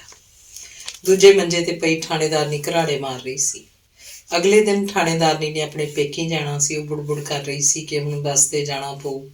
ਜਿੰਨੀ ਦੇਰ ਇਹ ਰਿਟਾਇਰ ਨਹੀਂ ਸੀ ਹੋਏ, ਜਿਹੜੇ ਮਰਜ਼ੀ ਟੈਕਸੀ ਵਾਲੇ ਨੂੰ ਆਖਦੇ ਸੀ ਕਿ ਬੀਬੀ ਜੀ ਨੂੰ ਪੇਕੇ ਮਿਲਾ ਲਿਆ ਤੇ ਅਗਲਾ ਪੈਸਾ ਵੀ ਨਹੀਂ ਸੀ ਲੈਂਦਾ। ਦੀਵਾਲੀ ਦੁਸਹਿਰੇ ਨੂੰ ਮਠਿਆਈ ਦੇ ਡੱਬਿਆਂ ਨਾਲ ਘਰ ਭਰ ਜਾਂਦਾ ਸੀ। ਹੁਣ ਲੋਕ ਕਿੱਡੇ ਚੰਦਰੇ ਹੋ ਗਏ ਨੇ। ਲੋਕੀ ਹੁਣ ਕਿਹੜਾ ਜਾਣਦੇ ਨੇ। ਨਾਭੇ ਵਾਲਿਆਂ ਦਾ ਮੁੰਡਾ ਖੂਨ ਦੇ ਮੁਕੱਦਮੇ 'ਚੋਂ 2.5 ਲੱਖ ਨਾਲ ਹੀ ਕਢਵਾਤਾ ਸੀ। ਲੱਖ ਤਾਂ ਉੱਪਰਲੇ ਅਫਸਰਾਂ ਨੂੰ ਦੇਣਾ ਪਿਆ ਸੀ, 50,000 ਹੇਠਾਂ ਵਾਲਿਆਂ ਨੂੰ। ਸਾਡੇ ਪੱਲੇ ਤਾਂ 1 ਲੱਖ ਹੀ ਰਿਹਾ ਨਾ। ਮੁੰਡਾ ਪੁਲਿਸ 'ਚ ਹੋ ਜਾਂਦਾ, ਕੰਮਕਾਰ ਉਸੇ ਤਰ੍ਹਾਂ ਤੁਰਦੇ ਰਹਿਣਾ ਸੀ। ਪਿਓ ਨੇ ਮਸਾਂ ਪੁਲਿਸ 'ਚ ਭਰਤੀ ਕਰਾਇਆ, ਟ੍ਰੇਨਿੰਗ ਵਿੱਚ ਹੀ ਛੱਡ ਆਇਆ। ਜਿਹੜਾ ਧੀ ਪੁੱਤ ਨਸ਼ਿਆਂ 'ਚ ਪੈ ਜਾਏ ਉਹ ਕਿਸੇ ਕੰਮ ਦਾ ਨਹੀਂ ਰਹਿੰਦਾ। ਨਾਲੇ ਰੱਬ ਵੀ ਤਾਂ ਦੇਖਦਾ ਹੈ, ਜੇ ਨਸ਼ਿਆਂ ਦਾ ਧੰਦਾ ਕਰੋਗੇ ਤਾਂ ਫਿਰ ਤੁਹਾਡਾ ਮੁੰਡਾ ਨਸ਼ਿਆਂ ਤੋਂ ਕਿਵੇਂ ਬਚ ਜਾਊ। ਨਰਕ ਸੁਰਗ ਸਭ ਇੱਥੇ ਹੈ। ਬੰਦੇ ਨੂੰ ਆਪਣੇ ਕੰਮਾਂ ਦਾ ਹਿਸਾਬ ਤਾਂ ਦੇਣਾ ਹੀ ਪੈਂਦਾ ਹੈ। ਇਹ ਕਲਯੁਗ ਹੈ। ਐਸ ਹੱਥ ਕਰ, ਐਸ ਹੱਥ ਭਰ ਲੈ। ਮੈਨੂੰ ਬੱਸ ਹੀ ਬਿਠਾ ਆਉਂਦੇ, ਉਹਨੇ ਥਾਣੇਦਾਰ ਨੂੰ ਉੱਚੀ ਆਵਾਜ਼ 'ਚ ਆਖਿਆ। ਹੁਣ ਕਿਹੜਾ ਮੁਫਤ 'ਚ ਚੜ੍ਹਾ ਕੇ ਆਉਣਾ ਹੈ? ਟਿਕਟ ਲੈ ਕੇ ਬਹਿ ਜਾਈਂ। ਝੋਲੇ 'ਚ 2 ਕੱਪੜੇ ਨੇ, ਹੱਥ 'ਚ ਫੜ ਲਈ। 1 ਅੱਧੇ ਦਿਨ 'ਚ ਤਾਂ ਮੁੜ ਆਏਂਗੀ ਨਾ? ਥਾਣੇਦਾਰ ਨੇ ਪੁੱਛਿਆ। 1 ਦਿਨ ਜਾਣ ਨੂੰ 1 ਦਿਨ ਆਉਣ ਨੂੰ ਲੱਗਦਾ ਹੈ। 2 ਦਿਨ ਤਾਂ ਰਹਾਂਗੀ, ਐਤਵਾਰ ਤੱਕ ਆ ਜਾਵਾਂਗੀ। ਜਾਣ ਤੋਂ ਪਹਿਲਾਂ ਥਾਣੇਦਾਰਨੀ ਨੇ ਮੁੰਡੂ ਨੂੰ ਆਖਿਆ, ਆਪਣੇ ਸਾਹਿਬ ਨੂੰ ਰੋਟੀ ਪਾਣੀ ਉੱਪਰ ਹੀ ਦੇ ਆਇਆ ਕਰੀ। ਫਿਰ ਉਹ ਅਵਤਾਰ ਦੇ ਕਮਰੇ 'ਚ ਗਈ ਤੇ ਆਖਣ ਲੱਗੀ, ਘਰ ਬਾਰ ਦੀ ਵੀ ਸੁਰਤ ਰੱਖੀ ਦੀ ਹੁੰਦੀ ਹੈ। ਨਿੱਤ ਪੀ ਕੇ ਨਹੀਂ ਆ ਜਾਈਦਾ। ਨਾ ਹੀ ਉਸ ਕਲਮੂਹੀ ਦੇ ਮੂੰਹ ਲੱਗੀ। ਮੁੜ ਕੇ ਆ ਕੇ ਸੋਚਦੇ ਹਾਂ ਕੁਛ ਉਸ ਬਾਰੇ ਵੀ। ਅਵਤਾਰ ਨੇ ਕੁਛ ਉੱਤਰ ਨਾ ਦਿੱਤਾ। ਬਾਹਰ ਖੜੇ ਟੱਲੀਆਂ ਮਾਰ ਰਹੇ ਰਿਕਸ਼ੇ 'ਚ ਬੈਠ ਕੇ ਬੱਸ ਸਟੈਂਡ ਵੱਲ ਚਲੀ ਗਈ। ਉਸ ਦਿਨ ਜੀਤੋ ਨੂੰ ਬਹੁਤ ਬੇਚੈਨੀ ਲੱਗੀ ਰਹੀ। ਭੈੜੇ ਭੈੜੇ ਖਿਆਲ ਆਉਂਦੇ ਰਹੇ। ਫਿਰ ਉਹ ਮਰ ਜਾਣ ਬਾਰੇ ਸੋਚਣ ਲੱਗੀ। ਦੁਪਹਿਰ ਦੀ ਰੋਟੀ ਮੁੰਡੂ ਥਾਣੇਦਾਰ ਨੂੰ ਚੁਬਾਰੇ 'ਚ ਹੀ ਦੇ ਆਇਆ ਤੇ ਅਵਤਾਰ ਨੂੰ ਉਹਦੇ ਕਮਰੇ 'ਚ। ਬਿਨਾਂ ਰੋਟੀ ਖਾਏ ਅਵਤਾਰ ਬਾਹਰ ਨਿਕਲ ਗਿਆ। ਥਾਣੇਦਾਰ ਨੇ ਆਨੀ ਬਹਾਨੀ ਹੇਠਾਂ ਚੱਕਰ ਮਾਰ ਗਿਆ। ਜੀਤੋ ਨੇ ਉਸੇ ਤਰ੍ਹਾਂ ਮੱਥੇ ਤੇ ਤਿਉੜੀਆਂ ਪਾਈ ਰੱਖੀਆਂ ਤੇ ਉਸ ਵੱਲ ਝਾਕੀ ਵੀ ਨਾ। ਬਹੁਤ ਰਾਤ ਪਈ, ਲੜਖੜਾਉਂਦਾ ਪਤਾ ਨਹੀਂ ਕਿਹਨੂੰ ਮਾਵਾਂ ਧੀਆਂ ਦੀਆਂ ਗਾਲਾਂ ਕੱਢਦਾ ਅਵਤਾਰ ਘਰ ਮੁੜਿਆ। ਬਿਨਾਂ ਕੱਪੜੇ ਬਦਲਿਆਂ, ਬਿਨਾਂ ਬੂਟ ਲਾਇਆ, ਉਹ ਧੜਮ ਕਰਕੇ ਮੰਜੇ ਤੇ ਪੈ ਗਿਆ। ਜੀਤੋ ਨੇ ਮਲਕ ਉਹਦੇ ਬੂਟ ਲਾਏ, ਉਹਦੀਆਂ ਲੱਤਾਂ ਚੁੱਕ ਕੇ ਮੰਜੇ ਤੇ ਰੱਖੀਆਂ, ਉਹਦੇ ਸਿਰਹਾਣੇ ਪਾਣੀ ਦੀ ਗੜਬੀ ਰੱਖੀ, ਥਰਮਸ 'ਚ ਕੋਸਾ ਦੁੱਧ। ਮੁੰਡੂ ਕੋਲ ਥਾਣੇਦਾਰ ਨੂੰ ਰੋਟੀ ਭੇਜੀ। ਉਹਨੇ ਕਿਹਾ ਕਿ ਹਾਲੇ ਕੁਝ ਦੇਰ ਰੁਕ ਜਾ। ਮੁੰਡੂ ਨੇ ਆ ਕੇ ਦੱਸਿਆ ਕਿ ਸਾਹਿਬ ਸ਼ਰਾਬ ਪੀ ਰਹੇ ਨੇ। ਕੁਝ ਚਿਰ ਮਗਰੋਂ ਜੀਤੋ ਨੇ ਮੁੰਡੂ ਕੋਲ ਫੇਰ ਰੋਟੀ ਦੇ ਕੇ ਭੇਜਤੀ। ਰੋਟੀ ਉੱਥੇ ਰਖਾ ਕੇ ਥਾਣੇਦਾਰ ਨੇ ਮੁੰਡੂ ਨੂੰ 10 ਦਾ ਨੋਟ ਫੜਾ ਕੇ ਆਖਿਆ, ਲੈ ਵੀ ਸ਼ੇਰਾ, ਅੱਜ ਤੂੰ ਵੀ ਐਸ਼ ਕਰ, ਸਿਨੇਮਾ ਦੇਖ ਲੈ, 9 ਤੋਂ 12 ਭੱਜ ਜਾ। ਮੁੰਡੂ ਦੀਆਂ ਬਾਸ਼ਾਂ ਖਿਲ ਗਈਆਂ। ਉਹ ਜੀਤੋ ਨੂੰ ਦੱਸੇ ਬਿਨਾਂ ਸਿਨੇਮਾ ਦੇਖਣ ਭੱਜ ਗਿਆ। ਅਵਤਾਰ ਸੁੱਤਾ ਘਰਾੜੇ ਮਾਰ ਰਿਹਾ ਸੀ। ਥਾਣੇਦਾਰ ਨੇ ਹੇਠਾਂ ਉਤਰ ਕੇ ਅਵਤਾਰ ਦੇ ਕਮਰੇ ਦਾ ਬਾਹਰੋਂ ਕੁੰਡਾ ਮਾਰਤਾ। ਫਿਰ ਉਹ ਰਸੋਈ ਵੱਲ ਗਿਆ। ਉੱਥੇ ਜੀਤੋ ਬੈਠੀ ਰੋਟੀ ਖਾ ਰਹੀ ਸੀ। ਉਹਨੇ ਸੋਚਿਆ ਕਿ ਸ਼ਾਇਦ ਇਹਨੇ ਗਲਾਸ ਚੁੱਕਣਾ ਹੈ। ਜੀਤੋ ਉੱਠ ਕੇ ਬਾਹਰ ਨਲਕੇ ਤੇ ਹੱਥ ਧੋਣ ਆਈ। ਹਨੇਰੀ ਰਾਤ ਸੀ। ਥਾਣੇਦਾਰ ਨੇ ਉਹਦੇ ਨੇੜੇ ਆਉਂਦੇ ਆਖਿਆ, ਨੇ ਤੂੰ ਕੁੱਟ ਖਾਂਦੀ ਐ, ਚੰਗੀ ਰਹੀ, ਮੇਰੀ ਗੱਲ ਮੰਨ ਲੈਂਦੀ ਤਾਂ ਕੀ ਹਰਜ ਸੀ। ਬਕਵਾਸ ਨਾ ਕਰ, ਜੀਤੋ ਨੇ ਆਕੜ ਕੇ ਆਖਿਆ। ਥਾਣੇਦਾਰ ਜੱਫਾ ਮਾਰਨ ਉਸ ਵੱਲ ਵਧਿਆ। ਜੀਤੋ ਨੇ ਧੱਕਾ ਮਾਰ ਕੇ ਪਰਾਂ ਧਕੱਲ ਦਿੱਤਾ। ਫਿਰ ਉਹਨੂੰ ਆਪਣੇ ਵੱਲ ਆਉਂਦਾ ਵੇਖ ਕੇ ਬਾਹਰ ਲੰਘ ਗਈ। ਥਾਣੇਦਾਰ ਦੀਆਂ ਅੱਖਾਂ 'ਚ ਖੂਨ ਉਤਰਿਆ ਹੋਇਆ ਸੀ। ਸਾਲੀ ਹਰਾਮਜ਼ਾਦੀ, ਤੂੰ ਜਾਏਂਗੀ ਕਿੱਥੇ? ਉਹਨੇ ਖਿੱਝ ਕੇ ਆਖਿਆ। ਜੀਤੋ ਬਿਫਰ ਕੇ ਖਲੋ ਗਈ। ਆ ਕੁੱਤਿਆ, ਹਰਾਮੀਆਂ, ਹੱਥ ਲਾ ਕੇ ਤਾਂ ਦੇਖ। ਉਹ ਚੀਖੀ। ਆਲੇ ਦੁਆਲੇ ਦੇ ਲੋਕ ਚੁਕੰਨੇ ਹੋ ਗਏ, ਥਾਂ ਦੀ ਥਾਂ ਖੜੋ ਗਏ। ਥਾਣੇਦਾਰ ਉਸ ਵੱਲ ਲਪਕਿਆ, ਉਹਨੂੰ ਬਾਹੋਂ ਫੜ ਕੇ ਅੰਦਰ ਘਸੀਟ ਕੇ ਲਿਜਾਣ ਲਈ। ਜੀਤੋ ਨੇ ਜ਼ੋਰ ਦੀ ਉਹਦਾ ਹੱਥ ਝਟਕਿਆ ਤੇ ਪੈਰੋਂ ਜੁੱਤੀ ਲਾ ਲਈ। ਤਾੜ ਕਰਦੀਆਂ ਜੁੱਤੀਆਂ ਥਾਣੇਦਾਰ ਦੇ ਸਿਰ ਪੈ ਰਹੀਆਂ ਸਨ ਤੇ ਨਾਲ ਜੀਤੋ ਗਾਲਾਂ ਕੱਢ ਰਹੀ ਸੀ। ਲੋਕਾਂ ਦੀ ਭੀੜ ਵੱਧਦੀ ਜਾ ਰਹੀ ਸੀ। ਉਹ ਆਖ ਰਹੀ ਸੀ, ਕੁੱਤਿਆ ਥਾਣੇਦਾਰਾ, ਮੈਂ ਤਾਂ ਤੇਰੀ ਧੀ ਵਰਗੀ ਸੀ, ਤੇਰੇ ਵਰਗੇ ਦਾ ਤਾਂ ਮੂੰਹ ਕਾਲਾ ਕਰਕੇ ਗਧੇ ਤੇ ਬਿਠਾ ਕੇ ਸਾਰੇ ਪਿੰਡ 'ਚ ਫੇਰਨਾ ਚਾਹੀਦਾ। ਮਾਂ ਦੇ ਖਸਮਾਂ, ਸੂਰ ਦਿਆ ਪੁੱਤਾ, ਖਲੋ ਜਾ, ਤੇਰਾ ਕਾਲਜਾ ਕੱਢ ਕੇ ਖਾਵਾਂ। ਲੋਕਾਂ ਨੇ ਵਿੱਚ ਪੈ ਕੇ ਥਾਣੇਦਾਰ ਨੂੰ ਹੇਠਾਂ ਘਰ ਵੱਲ ਨੂੰ ਤੋਰਿਆ। ਥਾਣੇਦਾਰ ਆਪਣੀ ਬੰਦੂਕ ਲੈਣ ਜਾ ਰਿਹਾ ਸੀ। ਪਤਾ ਨਹੀਂ ਅਵਤਾਰ ਨੂੰ ਕਿਵੇਂ ਜਾਗ ਆ ਗਈ। ਉਹਨੇ ਬੂਹਾ ਖੜਕਾਇਆ। ਥਾਣੇਦਾਰ ਨੇ ਉਹਦਾ ਕੁੰਡਾ ਖੋਲ੍ਹਿਆ ਤੇ ਆਖਣ ਲੱਗਾ, ਉਸ ਸਾਲੀ ਕੁੱਤੀ ਦਾ ਵੱਢ ਕਿਤੇ ਫਾਹਾ, ਜੇ ਕਿਸੇ ਬੜੇ ਅਫਸਰ ਦੇ ਪੇਸ਼ ਹੋ ਗਈ ਆਪਾਂ ਸਾਰਿਆਂ ਨੂੰ ਜੇਲ੍ਹ ਜਾਣਾ ਪਊਗਾ। ਮੈਨੂੰ ਆਪਣਾ ਰਿਵਾਲਵਰ ਦੇ ਦਿਓ, ਮੈਂ ਉਹਦਾ ਹੁਣੇ ਫਾਹਾ ਵੱਢ ਦੇਣਾ, ਅਵਤਾਰ ਨੇ ਆਖਿਆ। ਥਾਣੇਦਾਰ ਗਰਜਿਆ, ਉਹ ਤੂੰ ਜੇ ਕਿਸੇ ਕੰਮ ਦਾ ਹੁੰਦਾ ਆ ਨੌਬਤ ਇੱਥੇ ਤਾਈਂ ਕਿੱਦਾਂ ਪਹੁੰਚਦੀ? ਜਾ ਸੌਂ ਜਾ ਅੰਦਰ ਜਾ ਕੇ। 20 'ਚ ਉਹਦੇ ਕੋਲ ਢਕੋ ਢਕੀ ਦੁਨੀਆ ਖੜੀ ਹੈ। ਇਹੋ ਜਿਹੇ ਕੰਮ ਤਾਂ ਲੁਕ ਛਿਪ ਕੇ ਕਰੀਦੇ ਹੈ। ਧੰਨਵਾਦ।